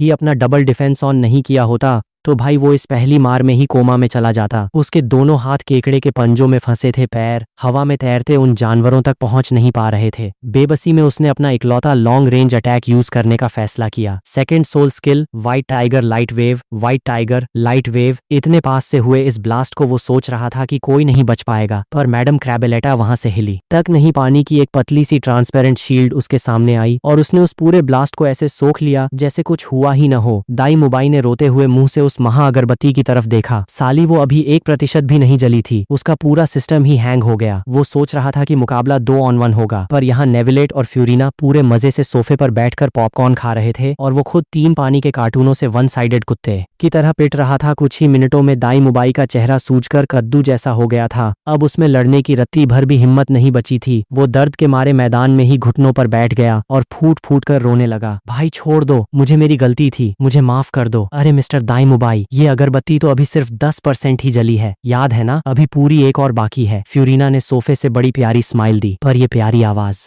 दाई मुबाई के कानों में सीधे यमराज के बुलावे जैसी लगी। डर के मारे उसका पूरा शरीर थर थर कांपने लगा। जैसे ही दाई मुबाई ने मान लिया कि आज उसका खेल खत्म है, तभी आसमान से एक रोबदार और भारी आवाज गूंजी, छोटे मालिक मैडम जरा रहम करो, जो होना था वो हो गया। दाई मुबाई को उसकी सजा मिल चुकी है, अब प्लीज इसे छोड़ दो। बात खत्म होते ही आसमान से काले पंख फैलाए हुए डायरेक्टर फ्लेंडर जमीन पर उतरे। उनके पैरों के नीचे 2 पीले, 2 पर्पल और 3 काले, टोटल 7 सोल रिंग्स चमक रही थी। भाई साहब, सीधे लेवल 78 के एजाइल सीथोन सोल सेंट की एंट्री हुई थी। दाई मुबाई तो उन्हें देखते ही जोर जोर से रोने लगा। प्रिंसिपल साहब बचा लो मुझे, ये साले चीटिंग कर रहे हैं, इनमें कोई इंसानियत नहीं है। मिस्टर फ्लेंडर, आखिरकार आप अपनी मर्जी से बाहर आ ही गए। नेविलेट ने बिना चेहरा बदले बड़े आराम से सोफे पर बैठे बैठे कहा, जब से हम सुओतो सिटी से बाहर निकले हैं आप लगातार हमारे पीछे पीछे आ रहे थे। हमें तो पहले ही पता चल गया था। फ्लेंडर के चेहरे का रंग पल भर में उड़ गया। भाई वो लेवल 78 का सोल सेंट था और उसकी छुपने की इतनी सीक्रेट टेक्निक को इन 2 मामूली दिखने वाले लड़कों ने पहले ही पकड़ लिया था। कुछ तो झोल है भाई, ये दोनों कोई नॉर्मल बच्चे नहीं हैं। अभी वो ये सोच ही रहा था कि अचानक आसमान से एक ऐसी भयानक जलती हुई डरावनी पावर प्रेशर नीचे गिरी कि वहां की हवा तक टेढ़ी मेढ़ी होने लगी। फ्लेंडर के पूरे शरीर से पसीना ऐसे छूटा जैसे वो नहाकर निकला हो। उसके पैर कांपने लगे और वो जमीन पर घुटने टेकने ही वाला था। डर के मारे फ्लेंडर की आंखें फटी की फटी रह गईं। वो कांपती आवाज में चिल्लाया, टाइटल ड्यूओलू दादाजी। नेविलेट और फ्यूरिना तुरंत अपने बबल से खड़े हुए और नीचे आए। फ्लेंडर और दाई मुबाई तो भाई वहीं जम गए। दोनों का साला दिमाग ही ब्लैंक हो गया था। फ्लेंडर मन ही मन दाई मुबाई को गालियां दे रहा था, साले मनहूस, तू जब भी पंगा लेता है सीधे ऐसे बंदों से क्यों भिड़ता है जिनके पीछे साक्षात टाइटल ड्यूओलू गॉडफादर बनकर खड़े हों। तू अपने स्टार लुओ एम्पायर का भगोड़ा राजकुमार होगा, पर तेरे बाप यानी वहां के राजा की भी इतनी औकात नहीं है कि वो किसी टाइटल ड्यूओलू से सीधा पंगा ले सके। पोते बहू जी टेंशन मत लो, जब तक तुम्हारा ये बुढ़ा दादा यहाँ खड़ा है। ये सोल सेंट वाले भाई साहब सिर्फ कायदे से और तमीज से बात करेंगे। क्यों भाई साहब, सही कहा ना? लेक्सियस ने फ्लेंडर को एक ऐसी ठंडी लुक दी कि उसकी रीढ़ की हड्डी में करंट दौड़ गया। अरे हाँ हाँ बिल्कुल सर, बिल्कुल कायदे से बात होगी, सिर्फ तमीज से। फ्लेंडर की पूरी हेकड़ी हवा हो गई। भाई सामने जब साक्षात मौत खड़ी हो तो कौन अपनी हेकड़ी दिखाएगा? टाइटल ड्यूओलू से लोहा लेने की औकात उसकी नहीं थी। नेविलेट और फ्यूरिना ने एक दूसरे की तरफ देखा और दोनों का सिर चकरा गया। साला ये फ्लेंडर इतनी जल्दी पलटी मार जाएगा, ये उम्मीद नहीं थी। वो जो इसका पहले वाला एटीट्यूड था वो तो 2 सेकंड में गायब हो गया। फ्लेंडर अपनी जगह बिल्कुल सही था। भाई उसे अच्छे से पता था कि गलती पूरी तरह दाई मुबाई की थी। सामने वालों ने उसे जान से नहीं मारा, बस थोड़ा सा कूट कर छोड़ दिया, तो ये तो उसके कर्मों का फल था। उसने चुपके से नेविलेट की तरफ देखा। उसे आज भी याद था कि इसी लड़के ने उससे वो बेकार सा क्रिस्टल पूरे 1,000,000 गोल्ड कॉइन्स में खरीदा था। उसने कभी सपने में भी नहीं सोचा था कि ग्रेट एरिना का ये मामूली सा जज असल में एक टाइटल ड्यूओलू का पोता निकलेगा। मैंने सुना था कि तुम्हारी ये श्रेक एकेडमी दुनिया में सबसे ज्यादा बदतमीज और गुंडा किस्म की है। लेक्सियस ने टॉन्ट मारा। ये लाइन सुनते ही फ्लेंडर के माथे से ठंडे पसीने की बूंदें टपकने लगीं। वो जैसे ही घबराकर सफाई देने के लिए मुंह खोलने वाला था, लेक्सियस ने हवा में हाथ हिलाकर उसे रोक दिया। पर हाँ, जैसी अफवाहें उड़ती हैं बात वैसी है नहीं। तुम्हारी श्रेक एकेडमी तो बड़ी शरीफ और कायदे वाली निकली। अरे हाँ बिल्कुल हुजूर, हमारी श्रेक एकेडमी तो पूरे सोल लैंड में सबसे ज्यादा तमीजदार और शरीफ है। फ्लेंडर ने तुरंत हाथ जोड़े और अपनी गर्दन झुका ली। भाई जब अपनी जान दांव पर लगी हो तो झुकने में ही भलाई है। चलो, अगर तुम कायदे वाले बंदे हो तो फिर बात ही खत्म। पहले इन दोनों की जो शर्त अधूरी रह गई है उसे पूरा करवाओ। दादाजी ने अगरबत्ती की तरफ इशारा किया। जी जी बिल्कुल सर, अभी करवाता हूँ। उधर दाई मुबाई जैसे ही उस 9वीं सोल रिंग टाइटल ड्यूओलू की पहचान को देखा था, वो अपनी किस्मत को रो चुका था। अबे सालो, तुम्हारे पीछे इतना बड़ा गॉडफादर बैठा था तो पहले बता देते ना, मैं तो तुम्हारे रास्ते में आना छोड़ो उस रोड से गुजरना ही बंद कर देता। प्रिंसिपल फ्लेंडर अपनी फटी आंखों से दाई मुबाई की ये लाइव कुटाई देख रहा था। उसका दिल साला अंदर से जल रहा था, पर टाइटल ड्यूओलू के खौफ से मुंह खोलने की उसकी रत्ती भर भी औकात नहीं थी। पर भाई, देखते देखते उसे कुछ झोल समझ में आया। रूल्स के हिसाब से इन तीनों सी फूड के गुंडों का एक एक शॉट लेवल 30 का था। दाई मुबाई को तो कब का कोमा में चले जाना चाहिए था, पर साला ये चिल्ला तो पागलों की तरह रहा था। लेकिन इसकी चीखों की आवाज कमजोर होने के बजाय और ज्यादा लाउड होती जा रही थी। तभी फ्लेंडर को पूरा गेम समझ आ गया। भाई साहब, जैसे ही दाई मुबाई की जान निकलने वाली होती, वैसे ही आसमान से एक हरी लाइट हील टपकती और उसका पूरा हेल्थ बार वापस फुल कर देती। और जैसे ही वो थोड़ा ठीक होता, ये साले फिर से उसकी सर्विस शुरू कर देते। फ्लेंडर ने मुस्कुराती हुई फ्यूरिना की तरफ देखा और भाई, उसकी पीठ पर ठंडे पसीने की लहर दौड़ गई। अबे भाई, ये लड़की कोई अप्सरा वप्सरा नहीं है, ये तो साक्षात लेडी यमराज है। ये सिर्फ मार नहीं रही है, ये तो रूह को तड़पा रही है। ऊपर से सबसे डरावनी बात क्या थी, पूरे 3 घंटे से लगातार 3-3 कल्टीवेशन वाले स्किल्स एक्टिवेट रखने के बाद भी फ्यूरिना के चेहरे पर थकान का एक कतरा तक नहीं था। साला इतना तगड़ा स्टैमिना तो खुद फ्लेंडर जैसा लेवल 78 का सोल सेंट भी मेंटेन नहीं कर सकता था। भाई, मैं सुधर गया, मुझे छोड़ दो। दाई मुबाई का पूरा सिस्टम हैंग हो चुका था। ये जो पिटो, हील हो जाओ और फिर से पिटो वाला जो नर्क का लूप चालू था, इसे बर्दाश्त करना उसके बस की बात नहीं थी। पर वो चाहे जितना मर्जी गिड़गिड़ा ले, वहां उसकी सुनने वाला कोई नहीं था। फ्लेंडर ने भी दर्द के मारे अपनी आंखें बंद कर लीं। साले मनहूस, तुझे उंगली करने को कहा था, पर ऐसे बंदों से भिड़ने को किसने कहा था जिनके पीछे सीधे टाइटल्ड ड्यूओलू लाठी लेकर खड़े हों। जब वो दूसरी महा अगरबत्ती भी जलकर पूरी राख हो गई, तब जाकर उन तीनों सी फूड के गुंडों का टाइम अप हुआ और वो हवा में गायब हो गए। लो जी, टाइम ओवर मिस्टर दाई मुबाई, अब कुछ कहना है आपको? फ्यूरिना मुस्कुराते हुए उसके पास आई। दाई मुबाई का पूरा शरीर कांप उठा। उसकी आंखों की बची कुची चमक भी गायब हो चुकी थी। वो रोते कांपते हुए बोला, मेरी गलती थी दीदी, सच में गलती थी। लाइफ में दोबारा कभी ऐसा नहीं होगा। इतना बोलते ही उसकी आंखों के सामने अंधेरा छा गया और वो सीधे जमीन पर बेहोश होकर गिर पड़ा। नेविलेट ने ये सीन देखा तो मन ही मन सोचने लगा, पहले फ्यूरिना जो बोलती थी ना कि बंदे को जिंदा कर करके मारूंगी, भाई वो सच में मजाक नहीं कर रही थी। उधर दादाजी लेक्सियस ने बड़े प्राउड से अपना सिर हिलाया। ये बहू तो उनकी उम्मीदों से भी 4 कदम आगे निकली, एकदम कड़क। वो बड़े मालिक, मैडम मुबाई की हालत तो अब कतई खस्ता हो चुकी है, तो क्या मैं इसे ले जा सकता हूँ? फ्लेंडर ने दबे मुंह से परमिशन मांगी। जब तक ये लोग हाँ नहीं बोलते, उसकी लाश उठाने की भी हिम्मत नहीं थी उसकी। बड़ा अफसोस हुआ कि मिस्टर दाई मुबाई पूरे 2 घंटे टिक नहीं पाए। खैर, ले जाओ बुढ़े साहब। और हाँ, अगर आपके इस स्टूडेंट के दिल में दोबारा कभी ऐसा कोई गंदा ख्याल आए तो वो मुझसे आकर कह सकता है। अगली बार उसके लिए डिस्काउंट है, सिर्फ एक अगरबत्ती के टाइम तक टिकना होगा। फ्यूरिना की आवाज एकदम स्वीट थी, पर फ्लेंडर के कानों में ये सीधे खोपड़ी उड़ाने की धमकी जैसी लगी। उसका पूरा बदन कांप गया। उसने तुरंत झुककर सलाम ठोका। Thank you madam, thank you मालिक, थैंक यू छोटे सर। मुबाई की अब इतनी औकात नहीं है कि वो दोबारा आपके सामने सर भी उठा सके, ये मैं फ्लेंडर गारंटी देता हूँ। उसने मन ही मन कसम खा ली कि अगर इस दाई मुबाई ने दोबारा इन दोनों को उंगली की तो वो सबसे पहले इस पनौती से अपना नाता तोड़ेगा। जब फ्लेंडर उस अधमरे दाई मुबाई को बोरी की तरह कंधे पर लाद कर दूर निकल गया, तब दादाजी लेक्सियस का चेहरा सीरियस हुआ। पोते, इस लड़के का जो मार्शल सोल है ना, वो स्टार लुओ साम्राज्य की रॉयल फैमिली का है। अगर मेरा अंदाजा सही है तो ये वही तीसरा राजकुमार दाई मुबाई है जो 3 साल पहले वहां से दुम दबाकर भागा था। वैसे इस साले ने तुम्हें छेड़ा कैसे था? नेविलेट और फ्यूरिना ने एक दूसरे को देखा और पूरी कहानी शॉर्ट में समझा दी। ये सुनते ही दादाजी का पारा साला 100 डिग्री पार कर गया। वो मन ही मन सोचने लगे कि ये दोनों बच्चे बहुत ज्यादा भोले हैं, वरना उस दाई मुबाई और फ्लेंडर की लाश तो वहीं ठिकाने लगा देनी चाहिए थी। रॉयल फैमिली का एक भगोड़ा कचरा अगर गायब भी हो जाता तो किसी के बाप को पता नहीं चलता। खैर, उन्होंने अपना गुस्सा थूका और असली मुद्दे पर आए। अच्छा पोते, बहू जी, वो जो हमारी 2 सेल्फ क्रिएटेड सोल स्किल्स हैं, क्या हमें उन्हें बाकी के 7 घरानों के साथ शेयर करना चाहिए? हमारे 8 घराने पिछले हजारों साल से एक साथ हैं, हमारे बीच कोई सीक्रेट नहीं है। पर ये 2 टेक्निक्स, खासकर वो पर्पल डीमन आई, साला बहुत ज्यादा कीमती है। उनकी बात पूरी होने से पहले ही नेविलेट ने बड़े आराम से कहा, दादाजी ये डिसीजन आप खुद ले लो, वैसे भी हमारे लिए ये कोई बहुत बड़ी चीज नहीं है, तो शेयर कर दो। ऐसी छोटी मोटी चीजों के चक्कर में अपनों के दिलों में खोट नहीं आना चाहिए। लेक्सियस ने नेविलेट को बड़े ध्यान से देखा।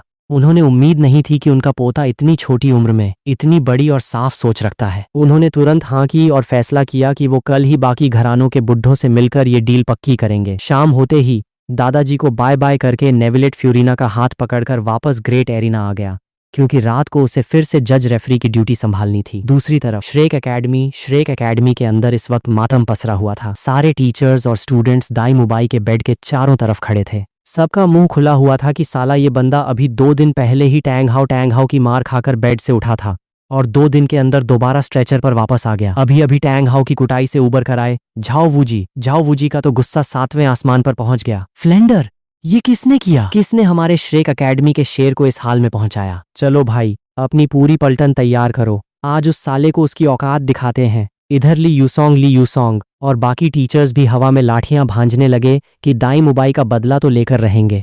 फ्लेंडर ने ठंडी सांस ली और एकदम सपाट चेहरे से बोला, ठीक है भाई, मैं बताता हूं कि किसने कूटा है, पर एक बात कान खोलकर सुन लो। अगर तुम लोग वहां बदला लेने जा रहे हो तो गलती से भी मेरा नाम मत लेना। तुम लोग जैसे ही एकेडमी के गेट से बाहर पहला कदम रखोगे, मैं यहां से अपना बोरिया बिस्तर समेटकर सीधे रफू चक्कर हो जाऊंगा। ये लाइन सुनते ही झाओ वूजी और बाकी सबकी बोलती वहीं बंद हो गई। जब फ्लेंडर ने उन्हें शुरू से लेकर एंड तक पूरी कहानी सुनाई और खासकर उस लाख साल की सोल रिंग वाले टाइटल ड्यूओलू के बारे में बताया, तो भाई साहब, कमरे में खड़े हर एक बंदे का चेहरा चूने जैसा सफेद पड़ गया। अगर सामने वाले के दिल में रहम नहीं होता ना, तो आज तुम्हें मेरी और दाई मुबाई की लाश तो छोड़ो, हमारी राख भी नसीब नहीं होती। फ्लेंडर ने बात खत्म की। बाप रे! सबने एक साथ लंबी सांस खींची। सबने एक दूसरे की शक्ल देखी और कमरे में ऐसा सन्नाटा छा गया जैसे कोई श्मशान घाट हो।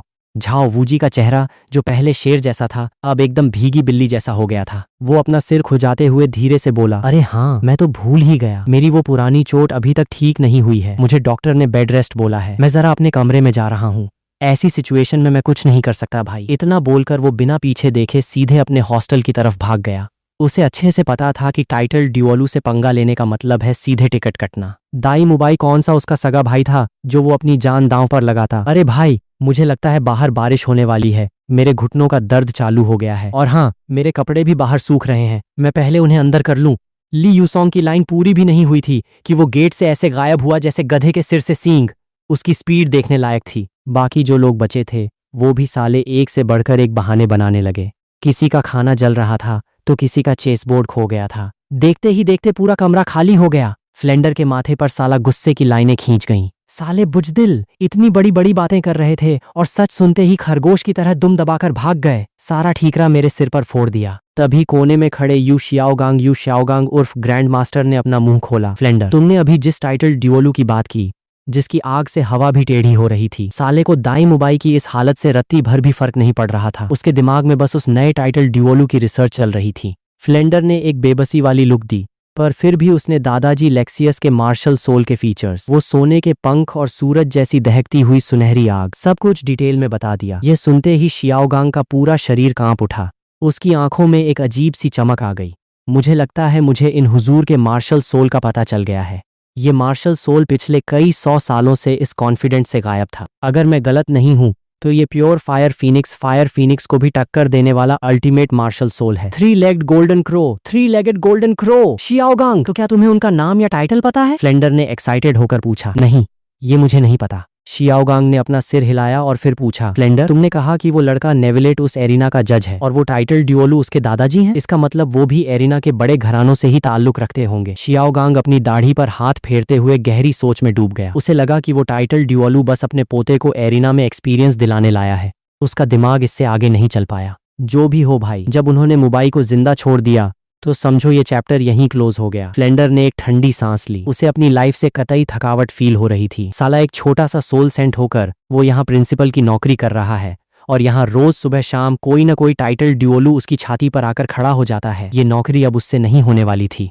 यू शियाओगांग ने इसके बाद एक शब्द नहीं बोला। दाई मुबाई जिए या मरे, उसे क्या, बस उसका लाडला चेला टैंग सैन सेफ रहना चाहिए। पर साले को ये नहीं पता था कि टैंग सैन की कल रात ही नेविलेट के हाथों कड़क सर्विस हो चुकी थी। शियाओगांग के जाने के बाद ऑस्कर और माँ होंगजुन बड़े ही कंफ्यूज्ड चेहरे लेकर कमरे में आए। उन्होंने बेड पर दोबारा पट्टी बंधवाए पड़े दाई मुबाई को देखा तो दोनों की आंखें साला फटी की फटी रह गईं। लो जी, ये बंदा अभी 2 दिन पहले ठीक हुआ था और आज फिर से कबाड़ बन के वापस आ गया। फ्लेंडर ने उन दोनों की तरफ देखा और एकदम कड़क और सीरियस आवाज में बोला, ऑस्कर, होंगझुन, मेरी एक बात आज गांठ बांध लो, जब भी एकेडमी से बाहर जाओ फालतू में किसी से पंगा लेने की रत्ती भर भी जरूरत नहीं है।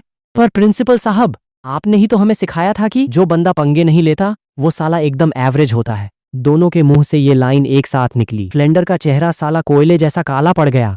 अरे ओ गधों, जो पंगे नहीं लेता वो एवरेज होता है, पर जो बिना सोचे समझे किसी भी सांड के आगे लाल कपड़ा हिलाता है वो साला नंबर 1 का बेवकूफ होता है। उसने दाई मुबाई की तरफ उंगली दिखाई और दांत पीसते हुए बोला, ये देखो, ये है बिना सोचे समझे उंगली करने का नतीजा। इसने एक ऐसे बंदे को छेड़ा जिसके पीछे साक्षात टाइटल ड्यूओलू खड़े थे और मुझे वहां एक भीगे चूहे की तरह खड़े होकर अपने स्टूडेंट की कुटाई लाइव देखनी पड़ी। मैं अपनी आवाज तक ऊंची नहीं कर पाया। जानते हो क्यों? क्योंकि मेरी औकात उनके सामने चींटी जितनी भी नहीं थी। वो इस कॉन्टिनेंट के पीक पर बैठे गोल्डन क्रो ड्यूओलू हैं। मैं उनके पैर के नाखून के बराबर भी नहीं हूँ। और सिर्फ मैं ही नहीं, तुम दोनों की भी यही औकात है। और सबसे बड़ी बात सुन लो, दाई मुबाई को जिसने कूटा है वो कोई बुढ़ा नहीं है, वो एक ऐसी लड़की है जो उम्र में इससे भी छोटी दिखती है। उसकी ताकत के सामने मैं खुद को बिल्कुल जीरो मानता हूँ। उसे शरीफ इसलिए कह रहा हूँ क्योंकि उसने हमें जिंदा छोड़ दिया, वरना वो वहीं हमारा काम तमाम कर सकती थी। और उसकी क्रूरता सुनोगे? उसने दाई मुबाई को पूरे 3 घंटे तक लगातार कुटवाया। जैसे ही मुबाई मरने वाला होता वो उसे हील कर देती और ठीक होते ही फिर से सर्विस चालू। फ्लेंडर की ये बात सुनते ही मां होंगझुन और ऑस्कर के कतई रोंगटे खड़े हो गए। दोनों थर थर कांपते हुए लगातार अपना सिर हिलाने लगे। प्रिंसिपल साहब, हम समझ गए, कसम से आज के बाद हम कभी फालतू का रायता नहीं फैलाएंगे। समझ गए तो बहुत बढ़िया। पहले मैं भी हवा में उड़ रहा था कि सुओतो सिटी जैसी छोटी जगह पर हमारे टक्कर का कोई नहीं होगा, पर साला किसे पता था कि इस दुनिया के ultimate God stop power houses ऐसी छोटी मोटी जगहों पर भेष बदलकर मजे ले रहे हैं। फ्लेंडर पूरी तरह टूट चुका था। आज के बाद बाहर कम ही मुंह मारना, वरना तुम्हारी लाश उठाने भी मैं नहीं आऊंगा। जी प्रिंसिपल साहब। दोनों जैसे ही एकदम सीरियस चेहरा लेकर कमरे से बाहर निकले, अचानक पूरे आसमान से एक ऐसी भयानक कांपने वाली तलवार की एनर्जी स्वॉर्ड इंटेंट नीचे गिरी कि मानो पूरा आसमान ही फटने वाला हो। सबने ऊपर देखा। आसमान में सफेद कपड़े पहने एक बुढ़ा एक विशालकाय तलवार पर पैर रखे खड़ा था। उसके चेहरे पर साक्षात काल नाच रहा था और उसकी बॉडी से निकलने वाली किलिंग इंटेंट पूरे श्रेक एकेडमी को अपनी चपेट में ले चुकी थी।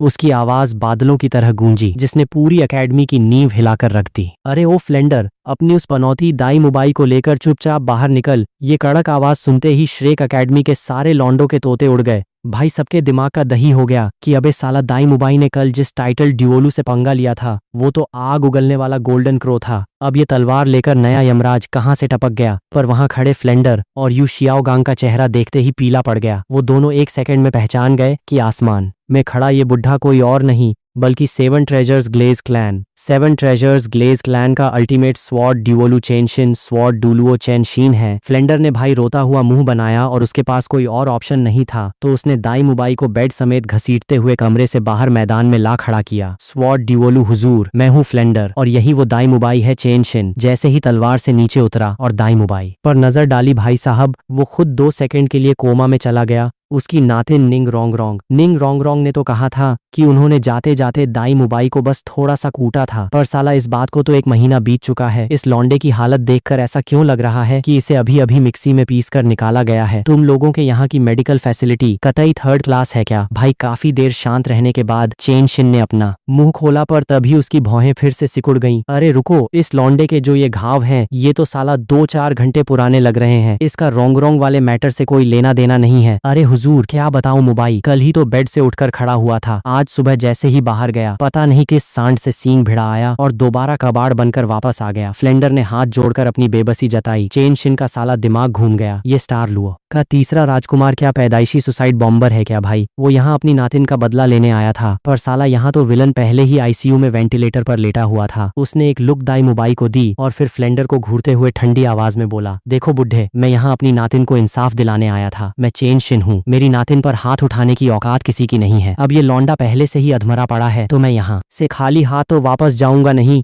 वरना दुनिया मुझ पर हंसेगी कि स्वॉर्ड ड्यूओलू एक बीमार बच्चे को कूट कर आ गया। कहते हैं ना बच्चा अगर बिगड़े तो गलती बाप की होती है। तू इस एकेडमी का प्रिंसिपल है तो इसकी बदतमीजी की सजा अब तू ही भुगतेगा। अभी फ्लेंडर सोच ही रहा था कि शायद वो बच जाएगा, पर अगले ही पल उसकी कतई रूह कांप गई। 7 किलिंग्स थंडरबोल्ट फ्लेंडर का तो साला मूत्राशय ही ढीला हो गया। अबे ओ भाई, मैं मामूली लेवल 78 का सोल सेंट हूँ, मेरे ऊपर सीधे टाइटल ड्यूओलू वाला अल्टीमेट स्किल छोड़ रहे हो क्या? ये सजा थोड़ी ना है, ये तो सीधे मेरा डेथ वारंट है। 7 killings thunderbolt, 1 sword to break the sky Chen. Xin की लाइन खत्म होते ही भाई साहब पूरे 300 मीटर के दायरे में ऐसी खूंखार तलवार की एनर्जी फैली कि पूरी श्रेक एकेडमी उसके लपेटे में आ गई। आसमान में तैरती हुई वो हजारों तलवारें आपस में मिली और एक विशालकाय आसमान छूने वाली महातलवार बन गई जो सीधे फ्लेंडर की खोपड़ी पर आकर तिन गई। फ्लेंडर की पीठ पर पसीने की नदियां बहने लगीं। उसका मन तो था कि वो 100 की स्पीड से भाग जाए, पर टाइटल ड्यूओलू के प्रेशर से उसकी बॉडी जाम हो चुकी थी। उसे अच्छे से पता था चुपचाप मार खा ली तो शायद डॉक्टर बचा लेगा, पर अगर यहाँ से भागने की कोशिश की तो ये बुढ़ा सीधे यमराज के पास ट्रांसफर कर देगा। जूम पलक झपकते ही वो महातलवार नीचे गिरी और भाई उसने बिना किसी आवाज के फ्लेंडर का पूरा दाहिना पैर राइट लेग जांग से अलग कर दिया।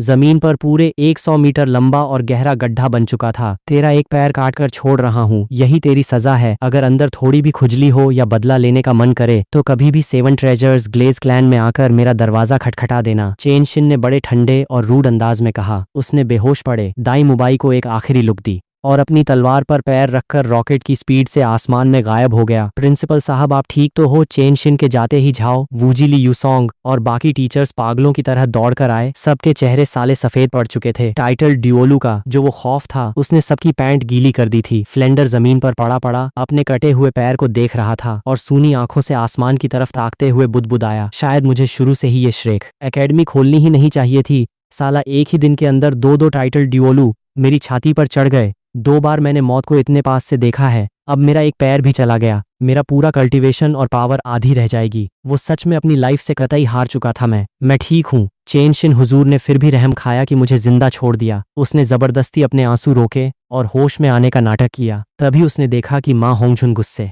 में चेन शिन को गाली देने ही वाला था तो फ्लेंडर चिल्लाया, होंगझुन अपनी जुबान को लगाम दे, अगर अपनी जान प्यारी है तो झाओ। वूजी ने एक लंबी सांस छोड़ी और शाओ शिन को तुरंत फ्लेंडर की बट ब्लीडिंग रोकने और पट्टी बांधने के लिए बोला। जब उसने जमीन पर बने उस 100 मीटर लंबे गड्ढे को देखा तो उसके माथे से पसीना टपकने लगा। तभी अचानक उसके दिमाग की बत्ती जली और उसने ऑस्कर की तरफ देखा। अरे ऑस्कर, वो टैंग सैन और शाओ वू कहाँ है बे? जब से दाई मुबाई का स्ट्रेचर आया है और ये 2 यमराज यहाँ तांडव करके चले गए, इन दोनों की शक्ल तक नहीं दिखी। साले वो दोनों भी निंग रोंगरोंग और झू झूकिंग की तरह एकेडमी छोड़कर 9-2-11 तो नहीं हो गए। झाओ वूजी के लिए टैंग सैन उसका आखिरी जैकपॉट था। वो उसे खोने का रिस्क नहीं ले सकता था। ओए ऑस्कर, जल्दी भाग और उनके हॉस्टल के कमरों में चेक कर। वो चिल्लाया। झाओ वूजी मन ही मन बुदबुदाया, अबे इतना बड़ा अर्थक्वेक आ गया, यहाँ कोई साला कुंभकर्ण की नींद भी सो रहा होगा तो उठकर भाग खड़ा होगा। ये दोनों अभी तक गायब कैसे हैं? पर उसके दिल में एक और चोर था, टैंग सैन कहीं भाग न जाए, वरना टैंग हाओ ने जो उसकी कूट कूट कर सर्विस की थी उसका बदला वो किससे लेगा। पर इन गधों को ये नहीं पता था कि जैसे ही चेन शिन ने एकेडमी में कदम रखा था, टैंग सैन और श्याओ वू को उस जानलेवा तलवार की एनर्जी का एहसास हो गया था। श्याओ वू की तो भाई इतनी बुरी तरह फट चुकी थी कि वो हॉस्टल के कमरे से बाहर निकलने का रिस्क ले ही नहीं सकती थी। वो अकेली बेड के नीचे छुपकर थर थर कांप रही थी। वो साक्षात टाइटल ड्यूओलू का ऑरा था। अगर उस बुढ़े ने उसे पहचान लिया कि वो एक 1,0,0,0,0 साल की सोल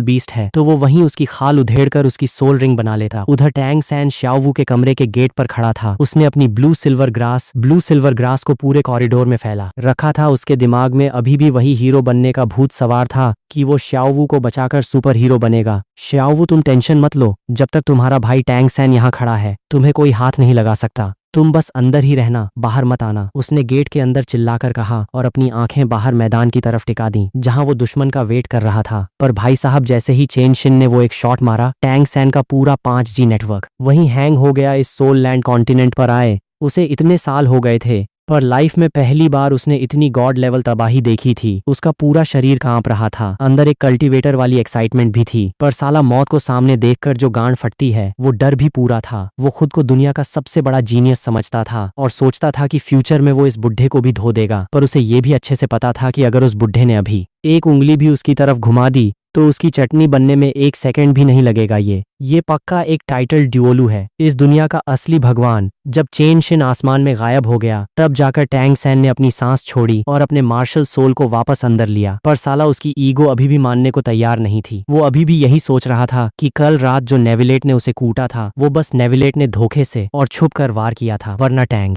सैन तो अजय है। उसने देखा कि श्याओवू के कमरे का गेट अभी भी बंद है। वो थोड़ा उदास हुआ और जैसे ही बाहर का हालचाल लेने जाने वाला था तभी क्रीक करके गेट खुला। श्याओवू गेट पर आकर खड़ी हो गई, पर उसकी आंखों में टैंग सैन के लिए जो लुक थी वो कतई अजीब थी। अंदर से वो थोड़ी इमोशनल भी थी कि जब बाहर साक्षात मौत खड़ी था तब टैंग सैन को ये नहीं पता था कि दुश्मन कौन है। फिर भी वो उसकी जान बचाने के लिए गेट पर लाठी लेकर खड़ा था। पर भाई साहब, उसका दिल पूरी तरह से खट्टा हो चुका था। ये बंदा मुंह से तो बोलता है कि जान दे दूंगा, पर जब गिफ्ट देने की बात आती है तो उसे अपनी पॉकेट से निकालकर एक कबाड़ सी सिलाई करने वाली सुई स्लीव डार्ट थमा देता है। और जो असली जानलेवा टैंग सेक्ट की techniques, Tang sect secret arts और धांसू हिडन वेपन्स हैं, वो साला छुपाकर अपनी तिजोरी में रखता है। उसे 1% भी नहीं सिखाता। अब दोनों के बीच पहले जैसा प्यार कभी नहीं हो सकता था। मैं तो कब की नेविलेट सर की हो चुकी हूँ, श्याओवू ने मन ही मन सोचा। श्याओवू, तुम आखिरकार बाहर आ गई। टैंग सैन एकदम एक्साइटेड होकर आगे बढ़ा। एक बात बताओ, तुम कल से इतनी अजीब बातें क्यों कर रही हो, और तुमने वो लाइफ सेविंग सुई मुझे वापस क्यों कर दी? उसने उस सुई को हाथ में कसकर पकड़ा। उसकी आंखों में एक अजीब सा पागलपन था। वो अपनी गलती मानने के बजाय सारा दोष दूसरों पर मढ़ने लगा। श्याओवू, सच सच बताओ, क्या ये सब उस नेविलेट की वजह से है? क्या उसने तुम्हें भड़काया है? श्याओवू ने बड़े शांत चेहरे से अपना सिर हिलाया। टैंग सैन, इस मैटर का नेविलेट सर से